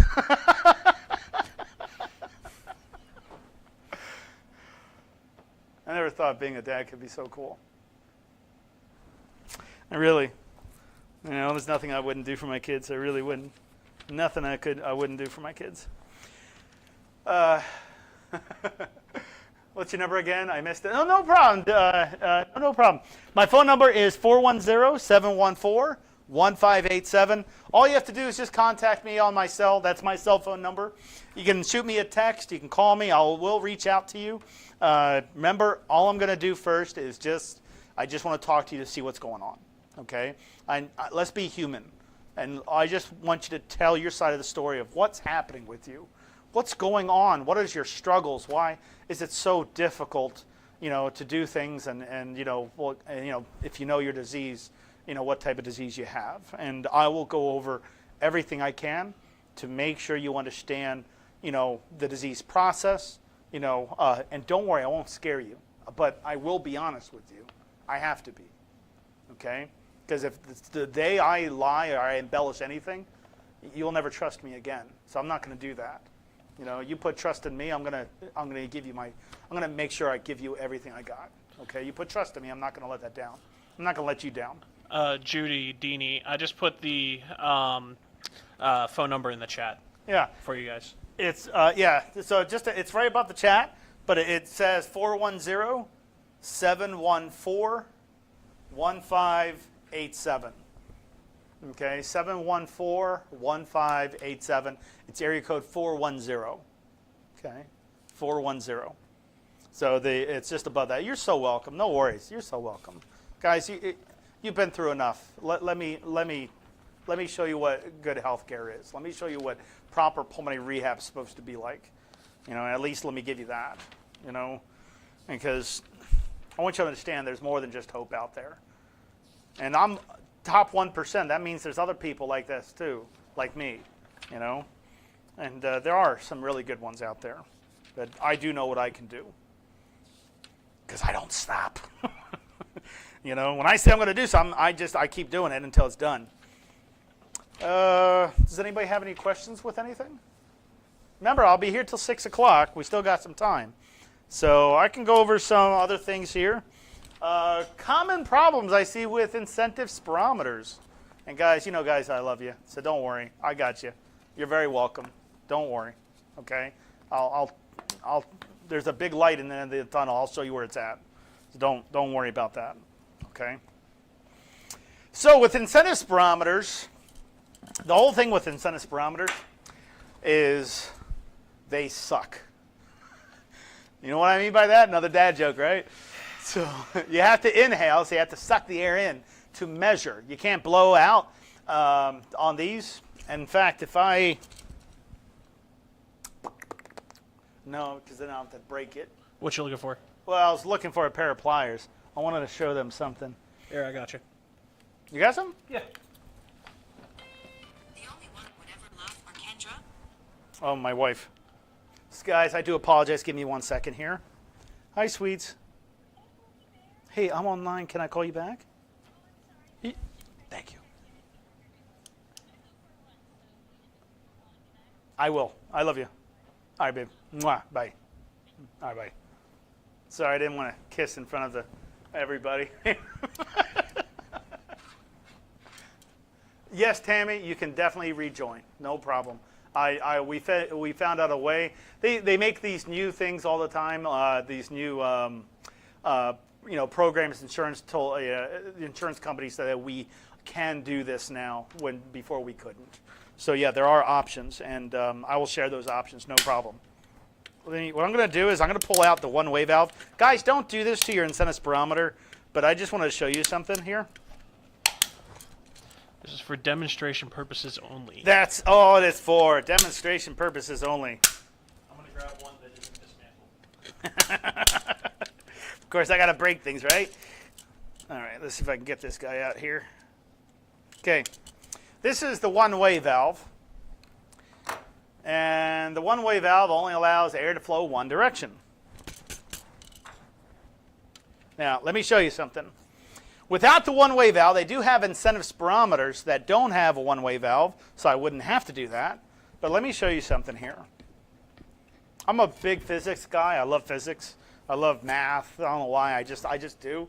But anyways, So obviously, I'll use this for its intended use. This is at a 0 on my delta V because I'm measuring. But the reason why I pulled the one-way valve is to do one magic thing. So watch what I do here. I'm going to breathe out all the way by blowing into this, because now I can because I pulled out the one-way valve.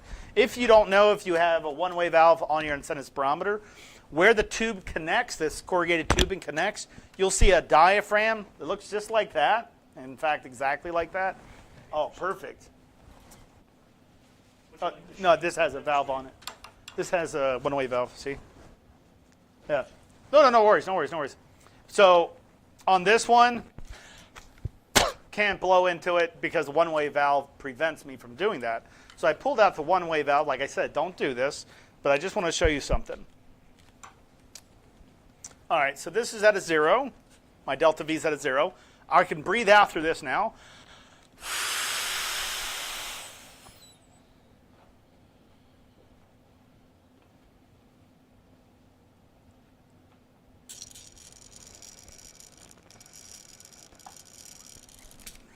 Now, when I breathe in through it, I might have cracked it because usually I'm up to 4,000, no problem. But this one, I think I might have cracked it a little bit when I try to do that. Like I said, really? You think you cracked the one that you took pliers to? Yeah, but no worries.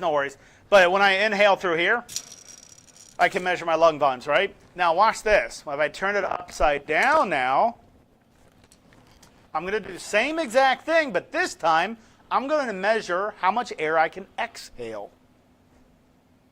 Watch this.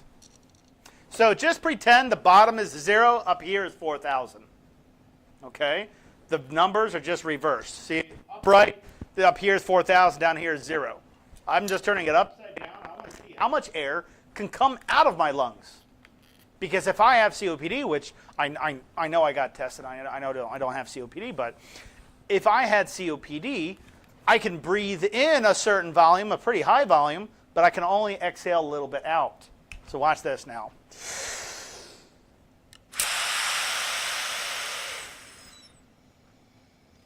Look at that. Okay? If I was only doing this, let's say I was only doing this. Let's say I was only doing this. Let's just pretend my volume is 2,000. Okay, then I switched it out, 2,000. That means each of these, I got 4,000, 3,500, 3,000, 25. So obviously I know that it's in increments of 1,000. Okay, so, 1,500. So all I have to know is this, is if I'm at 2,000 on my inhale, and that's 1, 2, 3, 4, 5, 6, 7, 8 lines, I just have to count my 8 lines and mark it. Watch this. So 1, 2, 3, 4, 5, 6, 7, 8. Okay, that would be 2,000 right there. Would you like the sheet that comes with it? Oh, no, it's okay. So if I'm only able to exhale, and I'm only exhaling a little bit, not 2,000, that means my exhalation, I'm not exhaling all the air I just brought in. If I can inhale 2,000,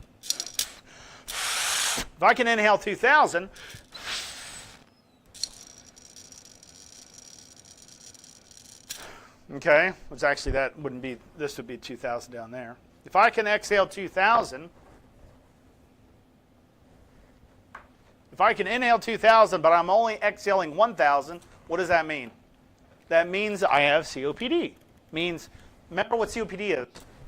You breathe in a gallon, you're only getting rid of half a gallon when you exhale. I can breathe in, but when I exhale, I'm not breathing it all out. The other side is just trapped inside my lungs. That air is just trapped. It's slowly coming out, but because it acts like a check valve. Okay, does that make sense, everybody? That's just a neat trick, in a sense, you know. If you ever want to get good volumes, all you got to do is pull this guy out. That's your governor, Chip. This little thing right there. Watch this. Wow, look at my volumes. It's like, no, that's not realistic because this is a small little pen, about the tip of a pen diameter. And I place this in there to prevent the high flow, so my measurement is correct. That's a governing chip. So when I inhale, see, it takes more time. But if I pull this out, and don't do this, just because you want to get a higher volume, you don't do that. I'm cheating by just showing you a trick. So if I can breathe in with the same volume, like same velocity, I can get up really high. Well, that's how you know your incentive spirometer is broken. I'm going to tell Melanie on you. Tell her that you showed everyone how to cheat the system. Yeah, but the respiratory therapist should know to look out for just in case this got pulled out. And if you ever see somebody's volumes at 4,000, they got end-stage lung disease and they just started and they have low, shallow volumes, then they should know that the incentive spirometer was just manipulated. They always know. They always know. All right. Does anybody have any questions? How about this? Let me throw a question out here. Okay. All right. I am exercising, but I get very winded very quickly. Let's just pretend this, okay? All right. I exercise, but I get very, very quickly, all right? And I consume about 1,000 calories a day. And my volume is very good. My CO2 coming out is very good. So why am I so winded? Like, I have enough CO2 coming out that's proper. My arterial blood gases are fine. Why am I so out of breath? Does anybody know the question? The answer to the question? It's 1,000 calories. Probably not enough calories. If I'm only consuming 1,000 calories, my body is trying to fight all this all this disease. I might have consumed 2,000, 3,000, 4,000 calories a day, or else I might drop weight too quickly. And on top of that, I might not have enough strength, enough energy, because I need to fill up my gas tank. What do I mean by that? I need to consume more good food, all right, that has proper amount. Yes. Well, heart condition, it could be heart condition. I'm not going to say, Patricia, that's wrong, because if it's a heart condition, yeah, that could cause that problem. But the other thing, what I'm really looking at is the 1,000 calories. If somebody's only consuming 1,000 calories, they're probably going to be malnourished. And on top of that, their exercise, whatever they do, they just run out of fuel. They just don't have no energy to get up and move for a long period of time, and they get very winded. And that's because there wasn't enough carbohydrates, maybe it wasn't enough energy. Adrenaline triphosphates is what I'm looking for. It just wasn't enough. The incentive spirometer on your desk, that's the one I received. I'm trying to figure out how to put the delta V on it. So the delta V, let me show you guys. This corrugated tubing on a brand new incentive spirometer. John just handed me this brand new one. So on this brand new incentive spirometer, you have the original mouthpiece. Okay, so how to pull it off? You can take a pair of pliers and just pull it off just like that. Or you can take a towel or something. I'm using a therapy band to pull it off. You're learning so much? Yeah, no worries, Kimberly. Imagine, if you learn this much, imagine what 3 months is going to do. Like I said, I am here to give results. Trust me. I'm not going to let you down. But in all, these are actually meant to come off. So I can actually just pull them off just like that, So it's just that they're a little stubborn, but they're meant to lock in. But I hate to say lock in. But yeah, they just pull out just like that. But if they give you a little bit of a challenge, just use like a wet paper, like a wet napkin or something, just to get a better grip and pull it off of that, Or you can use a pair of pliers. I hate to say that because they should be easy to pull off, but sometimes they can be a little stubborn. Anyways, you take the mouthpiece off.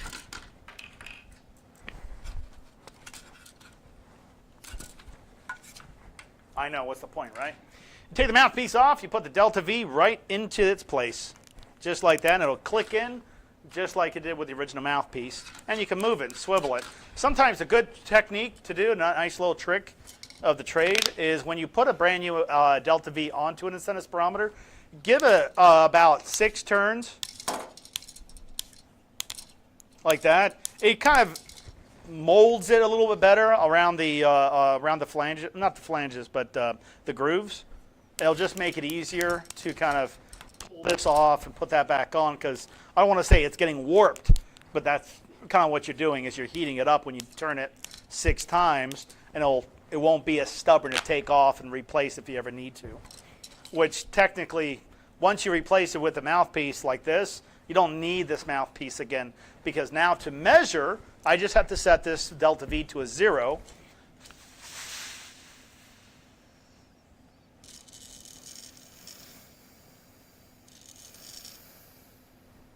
I just have to set this to a 0, and I can measure with it, just like I could with this.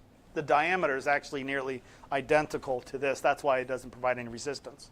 And that's why we like the delta V than any other respiratory muscle trainer.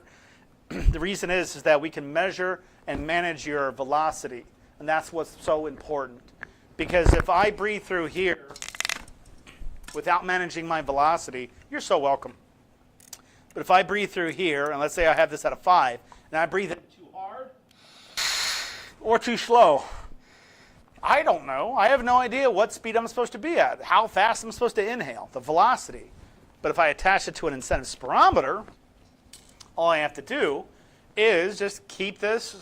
I have to breathe in as hard as I can and see where this sits at. If I can get this marker to be above the halfway mark, okay? If I can get this above the halfway mark of that, or if you have a different incentive spirometer above the halfway mark or at the top margin, if I can get that there with no problem, then I'm good. So let's say I have this down, let's say I have this at a 3, okay, on my delta V. And I breathe in. Remember, my goal, my job here is not to keep it in the arrows. It's just to see where I'm at. And what I mean by that is all I want you to do is just inhale. Inhale deep and quick and see if it goes up too high. That's all you have to do. Okay? Because people get confused thinking they have to stay between here. When you measure, yes. But when you're doing respiratory muscle training, you just have to make sure that the resistance is not too heavy and not too light. So right now I have this at a 3. I breathe in. And mind you, I'm not going to try to keep it between those arrows. I'm going to breathe in. And I can easily bring this up to the highest point of this flow meter. That means my velocity is very high. That means the weight is too light. Okay? Now let me bring this up to a 7. And breathe in through here. And mind you, I'm just going to breathe in very hard. Okay, that is as hard as I can. And I can only bring it up to the middle part, so that 7 is too heavy. So I'm going to drop it down to a 5. Okay, with enough force, I can easily bring this to the top. So a 5 is still a little bit light, but it does provide some decent resistance. So let me see a 6.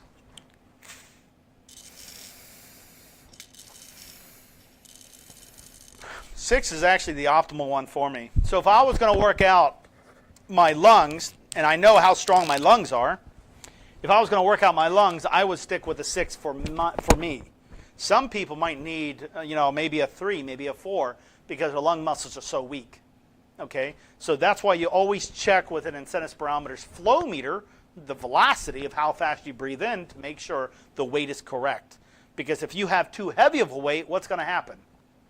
You're going to compromise. Meaning, if I have too heavy of a weight, and I'm lifting too heavy a weight, I'm only going to lift it some, but not all the way. I can't lift it all the way. I'm only going to lift it some. So you're going to compromise by doing a partial repetition. This is a full rep, partial repetition. You understand? So I don't want that. So I want to be able to breathe in a little, right? I want to use the right weight. I don't want it too light, because if it's too light, I'm not going to build that muscle up. Okay, if it's too heavy, I might not be able to lift it. So I want the setting, the setting, and mine would be a 6 if I was going to do respiratory muscle training, but my volumes are very, very good, so I don't have to worry about that. Any other questions about that? You're so welcome. You didn't think it came off? No, I promise you it does. Tony, it's a little stubborn. I promise you, it's just a little stubborn. Just a little bit stubborn. Okay. Okay. So you guys ready for rehabilitation? All right. Now, since I see a lot of people are are wanting to do the rehab, let me just give you some pointers here. First, I'm not going to overwork you. No, I'm going to give you straight up. I'm going to tell you, I'm not going to sugarcoat anything, okay? Because you're putting trust in me and yourself, so I'm not going to sugarcoat anything. When we first start, I have to do a care plan. And on the care plans, I got to see what your goals are, what you currently can do, and how bad everything is. So if you're on oxygen, it doesn't matter how much oxygen or how long you've been on oxygen. It doesn't matter if all your doctors said you'll never be off of oxygen. John, how many times have people said they're going to be on oxygen or came off oxygen? A lot of patients said, I can't come off oxygen. My doctor said I can't be off oxygen. I would say probably every single one. Every single one of them, nearly. Nearly every single one. At least all the ones that I've met personally, I should say. Yeah, I mean, every single one. So it doesn't matter if your doctor said that you can't, because you're going to go back to your doctor and they're going to check, and they'll say, okay, well, you're off oxygen. Okay, whoop-de-doo. Yeah, but your patient's happy. You know, you might not be happy because you were just proved wrong, but you know, I know it kind of makes you look silly, but you know, I'm here to do a job. I don't care if it makes the doctors feel bad that they give their patient the worst type of answers, and you know, it's not my problem. My thing is that these people need us, and you know, that's it. If you need me, I'm here. Okay. So in pulmonary rehab, first thing I'm going to do is I do have to train you of how to use Zoom. If you know how to use Zoom, great. If you know how to use FaceTime, great. But I'm going to utilize whatever I can, okay? But I'm going to train you first. So we're going to walk through step by step. So don't worry. Make as many mistakes as you can, because all you'll do is just learn what not to do. But I promise you it is not tough to get into the program, because all you do is you go to our website, and I'll show you. You go to our website, you press Enter Appointment, you click the Enter Appointment, you click on me, and you're in. Your computer will do it all for you, because that's what we programmed our program to do, is to basically almost automate everything. Almost automate everything. You know, there's, you know, still once in a while you get somebody that when Seabiscuit get on their computer and went somewhere else and they didn't realize they did that, but that's okay. We're only human, right? But first, yeah, I'm going to train you how to use Zoom and how to use, if you know how to use it, great. If you don't worry. You know, we do this all the time. This is a common thing. Then, you know, get you on a care plan, and you'll be meeting with me personally, one-on-one. And then I'll go over exactly what you want out of the program, what you want to be able to do, and I'm going to tell you how realistic it is. Most likely, yes. You know, look at it this way. It doesn't matter if you feel that your worst case scenario, I'm still going to rehabilitate you. Meaning I'm going to get your life back. You will be happier, okay? Because I want to prove everybody. I want you to show everybody, especially your doctors, that good pulmonary rehab does exist. That's what I want.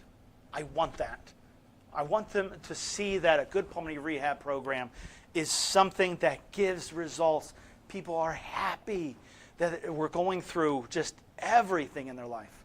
So yes, but we have to start very slow. Next thing I'm going to do is I'm going to send you equipment. Don't worry, I'm going to just send it to you. I'm going to send you equipment. It might be an incentive spirometer, pulse oximeter, remote patient monitoring device. You don't pay for any of that. And, you know, whatever equipment you may need. And so I'll send you the equipment. After that, then you'll start in therapy with me right away. Usually it's either the next day, or if you have an appointment, I'll probably, you know, postpone it to the next day after that or something. But I'll work around your schedule that's feasible for you. Okay, don't worry. Even if you have an appointment or something, I'll still work with you. So don't worry about that. Anyways, I need to start working out. I'll go over some anatomy and physiology. You know, I want you to know why I'm doing it this way. You know, with any exercise, I want you to know why. You know, the bike. So Tony, the bike, what I'm going to have you do, if you don't mind, is I'm going to have you take 2 soup cans. Unless you can borrow a bike, I'm going to have you take 2 soup cans. So don't worry, you're still going to get rehabilitated this way. Put 2 soup cans on your legs, on your knees, and you're going to lift your knees up like this, like you're pedaling a bike. Okay? And once I see that your oxygen levels your volumes are going up, your oxygen levels are maintaining at a good, perfect level, you know, at a good level, and then I'm going to start working you a little bit more aggressive after that. It'll take about a week after that. But look at it this way. Before you couldn't walk, now you're starting to walk more. Okay? Before you were getting very out of breath, now your work of breathing is not as bad. You're going to see these improvements every week. You're going to see these little improvements, and they're perpetuating. They're getting better and better and better and better until you're satisfied with the results. But my goal here is to get to what your goal is. So if your goal is to get to 500 feet or a mile without stopping, that is realistic. But if your goal is to get to at least a mile without stopping, then I'm not going to stop until you get to that. I won't. If that's what you want to do, even if I have to pull, if it's just you and me, I'm going to do that. I'm going to have you walk, and I'm going to see you walk online. I'm going to do this. I can see you. I can hear you, just like if you were right in front of me. Okay? But the other best thing about remote, doing this remotely, is you don't have to worry about somebody else who is sick with something that potentially hazardous to you, like COVID or something else. You don't have to worry about nosocomial infections. So, because you're in your home. Okay? If I find, and this does happen sometimes, I will ask you questions, simple questions. It's like, do you get sick often in your home, or do you get, or does it, like, you don't have to be in your home when you get sick? Do you have a lot of allergies? I did find that 60% of the people that I see, their home sometimes had some mold, and it was irritating their lungs to the point where they're having exacerbations very often. Their house can be spotless, but their ductwork and their air conditioning felt like their duct work, D-U-C-T. Okay, so the ductwork was filled with mold, or some of it, and every time you turn on the heater or air conditioning, it just circulates throughout your home, but your home is spotless. We do see that sometimes. So I will bring up, if I see that, I'll just bring it up. Hey, Kim, how often do you get sick? How often do you go to the hospital? I ask you simple questions like that. And if I see that is a possibility of mold, I'm going to mail you a mold check. It's a little thing that I forget how it's used. It's a kit. And all you do is you place it onto the floor, and you just wait 24 hours, I think. I think some of them are 48 hours. Am I right? It's like 48 hours or 24 hours. Anyways, it's a very short period of time. But it will check and it will tell you right then and there if there is mold. That's it. And if there's mold, great. Because if there's mold, now we know what the other culprit, and I'm going to help you out with that too. But I'm going to ask you not to clean your ductwork. I don't want you to be like Bruce Willis when he was in the ductwork of the Nozotomi building, where he's with a lighter. He's like, you remember that movie? Come on, guys, I can't be the only one. Die Hard, the first Die Hard. The best Christmas movie ever? It's not. He says to this day, Bruce Willis, he says, do not call this a Christmas movie. It is literally based. It's all Christmas. I know. But he's a good guy. I don't know about everything he does. I think he's a good guy. From what I've seen. He's but going I don't through know everything about him. He's going through. He's going through a lot. He's going through a lot. But I'll ask questions like that. So if I see anything, if I see that you're getting sick, I will work. Don't worry. If I see anything, I'm going to contact your doctor and have them mail out just through a courier. Just send them out. Send the medication to your home and your front door. I will do everything to keep you safe, because that's what a clinician should be doing, not just waiting for you to end up in the hospital.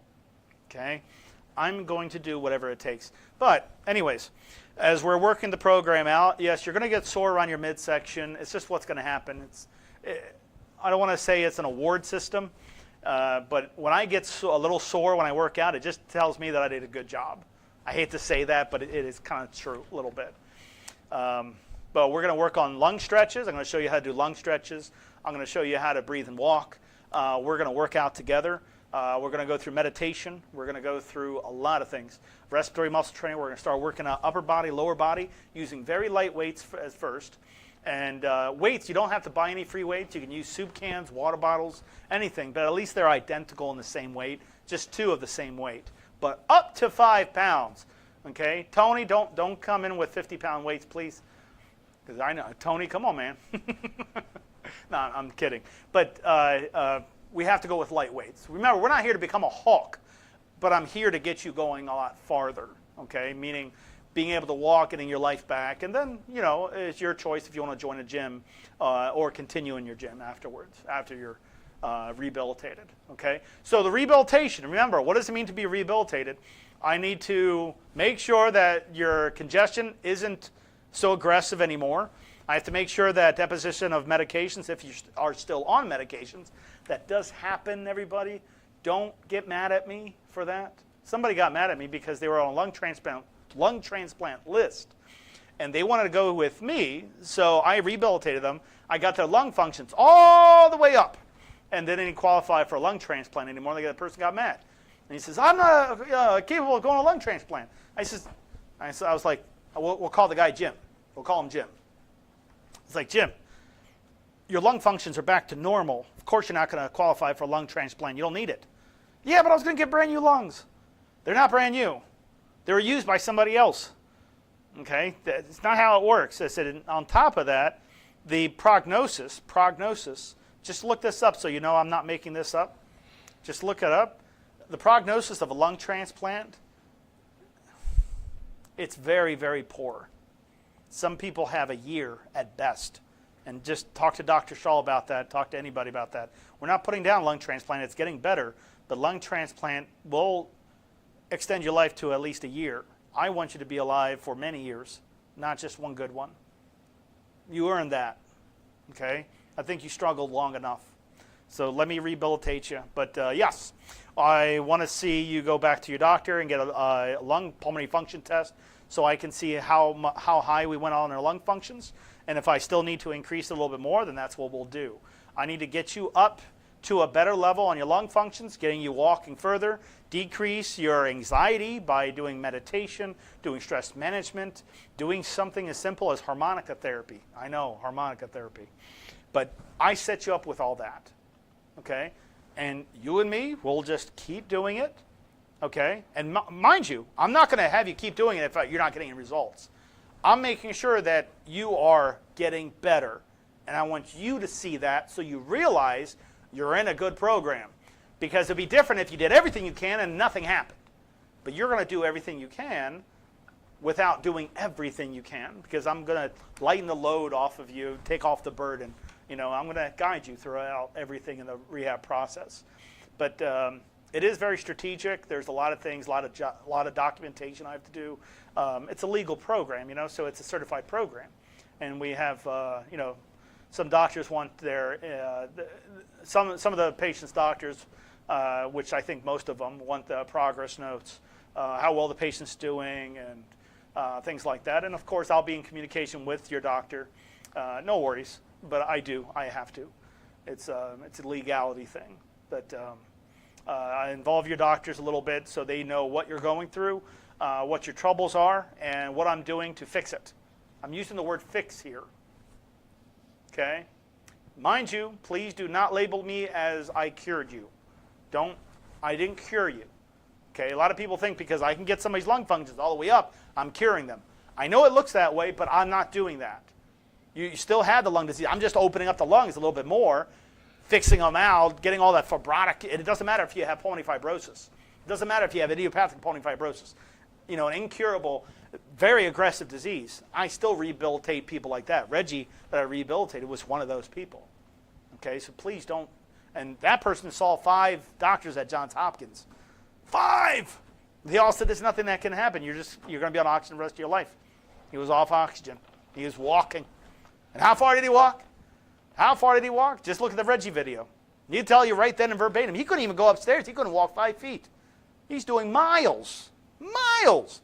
He went back to his doctor because he was trying to shove it in his doctor's face. And he went back to his doctor's. Remember that? He walked into the office. He walked into his office, and he couldn't walk. He's walking. He walked to his doctor's office. I believe it was with his son. He walked to the doctor's, and they were shocked. I remember on the Reggie video, they were shocked, and he says, no, that can't happen. And they tested him. They did a 6-minute walk on him. He cleared everything. And they were like, okay, you're rehabilitated. All right. I didn't think that was possible. Yeah, because you didn't use HRN. we're good at what we do. We're a group of clinicians who are only designated specifically for pulmonary and cardiac rehab, but specifically right now for pulmonary because that's what I'm in, pulmonary. But we do work heart. We do work cardiac. I know, right, Dini? Yeah. That's what I want to make that difference. I want people to see that rehab doesn't have to be medications. It can be just good therapy that solves the problem. And I'm not talking about just exercise, because if somebody with advanced lung disease, and you guys know, if you want to have advanced lung disease and you are on a treadmill, not a lot happens. You might feel a little bit better, but not a lot happens. You're still increased work of breathing. You still have all these problems. If that was the case, everybody would just go to the gym, but they need a clinician to help guide them. Unfortunately, I still smoke and I have patches, but don't use them. Just being honest, hopefully I can stop smoking. Michelle, don't worry, I'm going to get you to stop smoking. We have a smoking cessation problem. I'll do everything in my power. I don't have one technique. I have a plethora of techniques. I'm a middle-aged clinician. I'm a very good clinician. I'm still young. 45 is not old. It's not old. Somebody called me old man the other day. So I got little gray hairs. But I'm not old. But this is all I do. This is all I do. I want to show you that good rehab works. So remember my phone number, 410-714-1587. And just call me, text me. We got 30 minutes left. I got your calls, guys. Don't worry. I have your calls coming in. Just call me. I will respond probably tomorrow if that's okay, because it's probably going to get too late. But yeah, if you text me or call me, don't worry. This is my phone. I will help you. So even if you've been in through another rehab program and you wish you choose this one, that's fine. I'm still going to get you into the program. I'm still going to help you.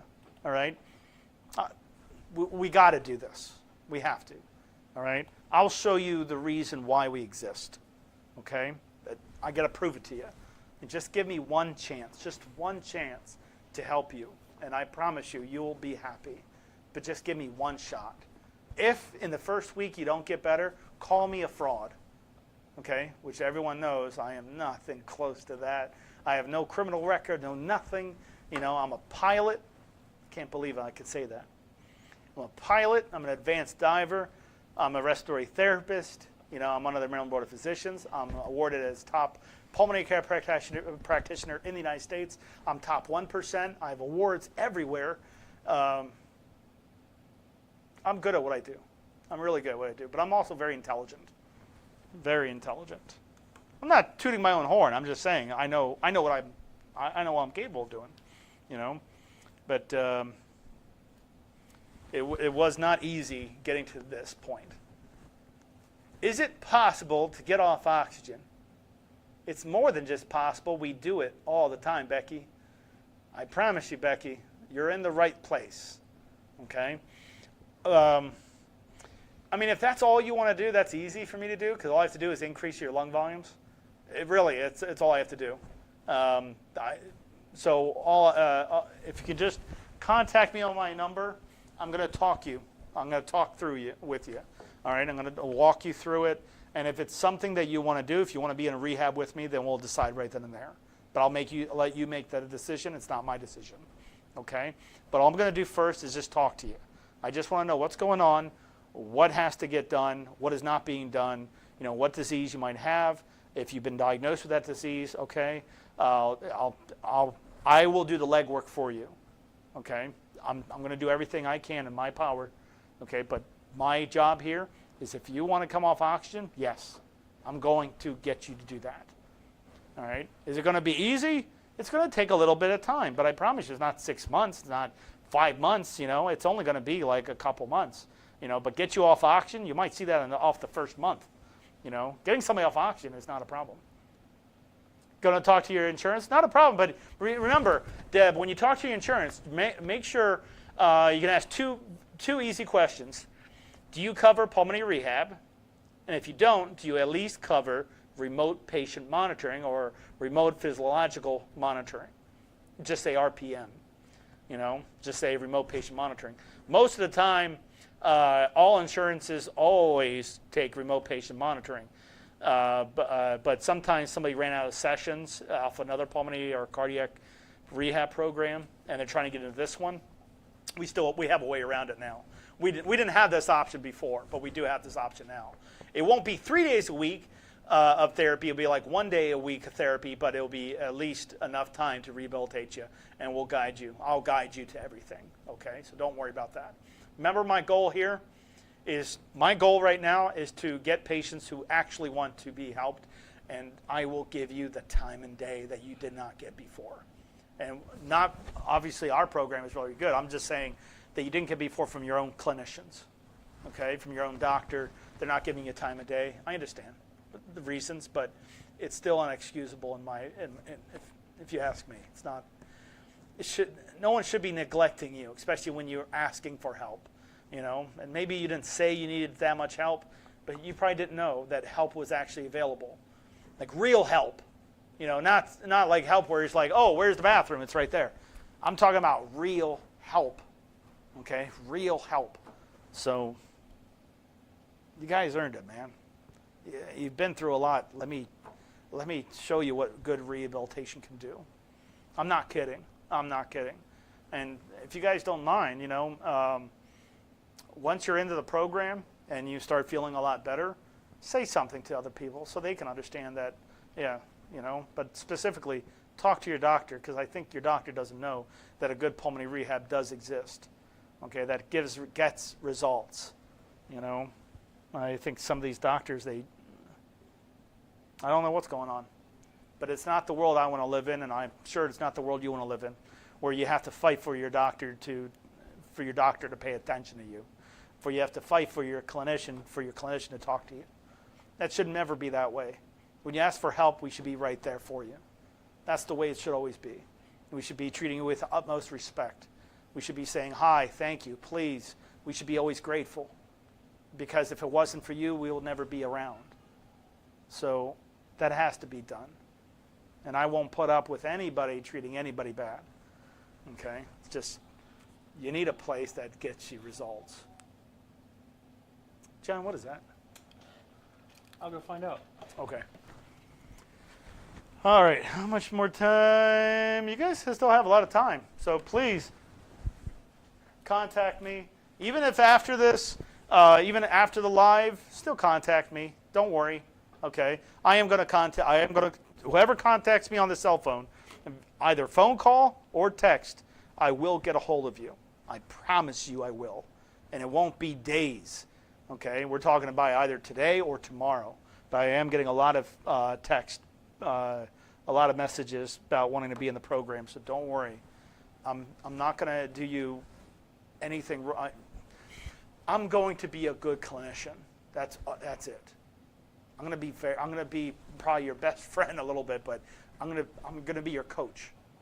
I'm going to coach you through it. I'm going to walk you through it. I'm going to get you rehabilitated. Okay? And that's it. Does anybody have any questions? Let's see. Most doctors don't want to help if you have smoked or been smoking. Tammy, that's not me. That's the one thing I got into pulmonary rehab and not something else, was specifically because I love the challenge. You want me to be brutally honest with this? I love the challenge. I love it when doctors tell me that person cannot be rehabilitated. And every single time they say that, I shove it in their face. Yes, they can. If they're alive, their body wants to live. Okay? There is always a chance. Okay? But so far it's been 98%. 98.7%, but it's always been very, very successful. So, like I said, I'm just going to show you what I can do. All right? And we're going to work out together. Easy at first, because I'm not expecting you to be like Lance Armstrong or something. I'm going to work out slowly first, and then once you're at a more comfortable level to work out more aggressively, then we'll do that. But up to a certain level. Once I get you up to 1 mile, 2 miles, and then your lung functions are up, you're off oxygen, you're not using your medications as much because your doctor took you off those medications because now you don't need them, then I'll ask you, do you feel you're rehabilitated? That's it. then at that point you're graduated. Okay? It's a short period of time. It'll go by quick. But just give me the time to do it. That's it. All right? I won't give you false hope. I promise you. I won't give you false hope. I'll show you why HRN is so good. I'll show you why. All right? If anybody has any questions, anything else, I can go more on this.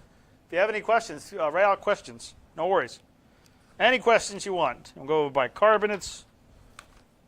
You know what's funny? By looking at this, there's so many highlighted marks on this because I had to study this thing nonstop. Look what I just got. I forgot about that. Can I share this? I think I can. Do you see that? It's hard to see because it's in light ink, but it says Holden, and then it's a little small signature right there. In college, I had to work 3 jobs to pay through college, and for those that don't know, I actually was homeless working my way through college because I had to pay out-of-state tuition, and I didn't have a lot of money. So I had to work 3 jobs, and mostly I ever got was maybe 2 hours of sleep a day. I basically lived in the library. I'm not kidding, because it was the only place that's warm. I was in Ogden, Utah, at Weber State University, and I was going through college, but I didn't want to tell anybody that I was, living in my car. But I graduated with I got a presidential honors, 4.0 GPA. I made it to the top of the list. Dean's List, everything. I got awards nonstop because all I was doing was being devoted. But what I brought this up here when I just saw this, I was working at a group home, and the group home was for disabled people that were handicapped. They were just, they had disabilities. And this guy,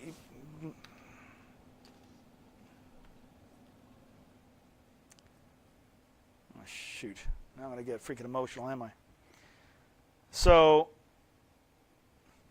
he couldn't talk. Yeah, he was extremely disfigured. He couldn't talk. He couldn't move. He always had to be picked up and moved to a wheelchair. And, I went to their Special Olympics. There was these 2 guys that were in the Special Olympics. And, man, if you ever seen passion, those people had passion. They had passion. I got your text. No worries, guys. I will contact you. Don't worry. And I love you, too. Don't worry. I'm getting a lot of text. But his name was Holden. And I took care of him. But these 2 guys were the Special Olympics. And they did it, I think, every year. And anyways, I was doing my studies around, 2, 3 o'clock in the morning at the group home while everyone was asleep. And if anybody woke up, if anybody needed to go to the bathroom, I was right there. And I changed everybody, and stuff. That was my job. But these were good guys, all of them. The women and men that stayed at the group home were awesome. We took them. And that place, I tell you, I have to say, that was a 5-star place because they treated everybody fantastic. I did get upset once when the parents, and I'm not putting anything down on this, but this guy, David, and I already reported this, but this guy, Dave, which was a resident, he was in a group home, and he had cephala of meglia, where his head was very, very large. And he couldn't talk. He couldn't talk. He only showed emotion through gestures.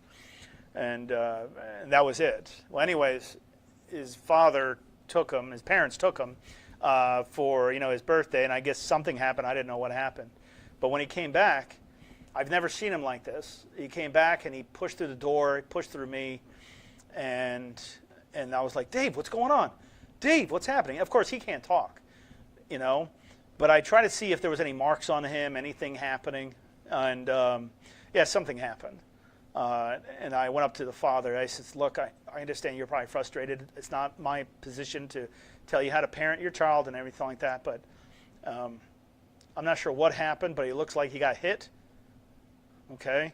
I know things can get frustrating, and I said some words that weren't very nice to the dad, but he didn't have anybody. What else am I supposed to do? He didn't have anybody, And all those guys, they're good people, man.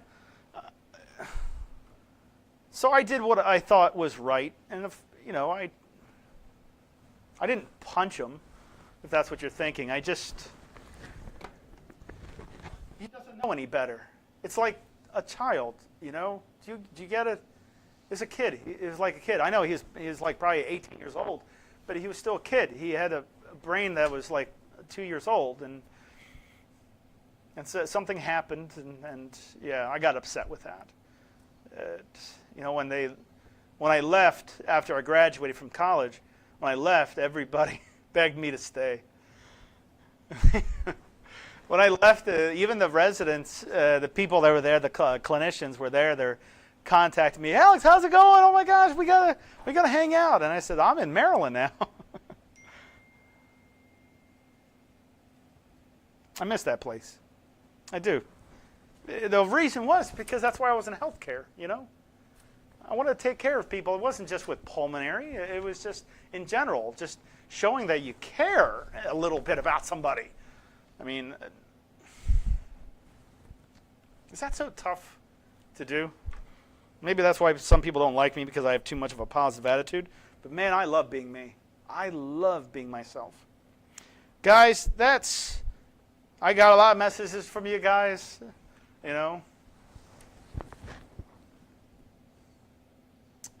But like I said, I'm going to contact you after this. If it's not today, because I will contact some people. But if it's not today, it will be tomorrow, because I want to make sure I'm not going to contact you at 3 o'clock in the morning or something.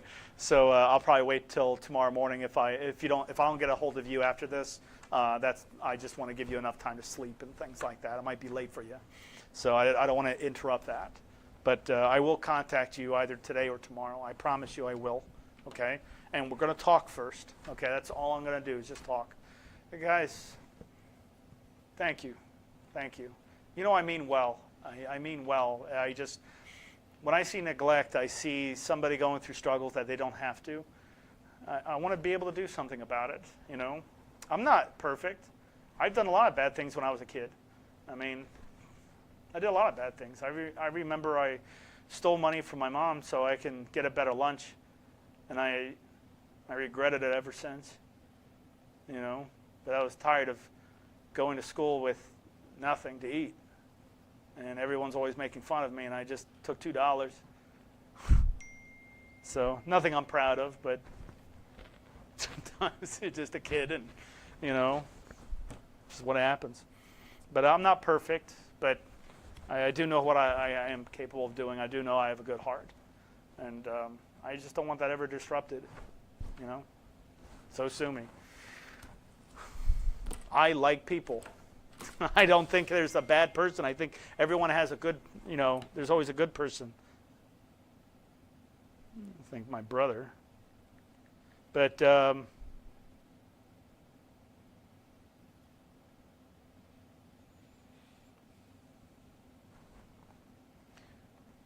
my brother's trying to contact me too. Anyways, everybody, thank you very much. And like I said, just give me the time to help you. I will help you.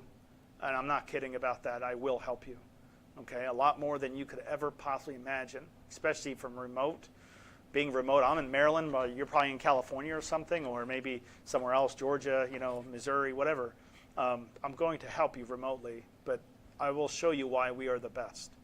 Okay, I'm not going to let you down. Okay, I think enough people have done that for you, and I'm not one to start. So like I said, just give me that chance to help you. I promise you results. I'm not joking. Thank you very much, everybody. I'm signing off now.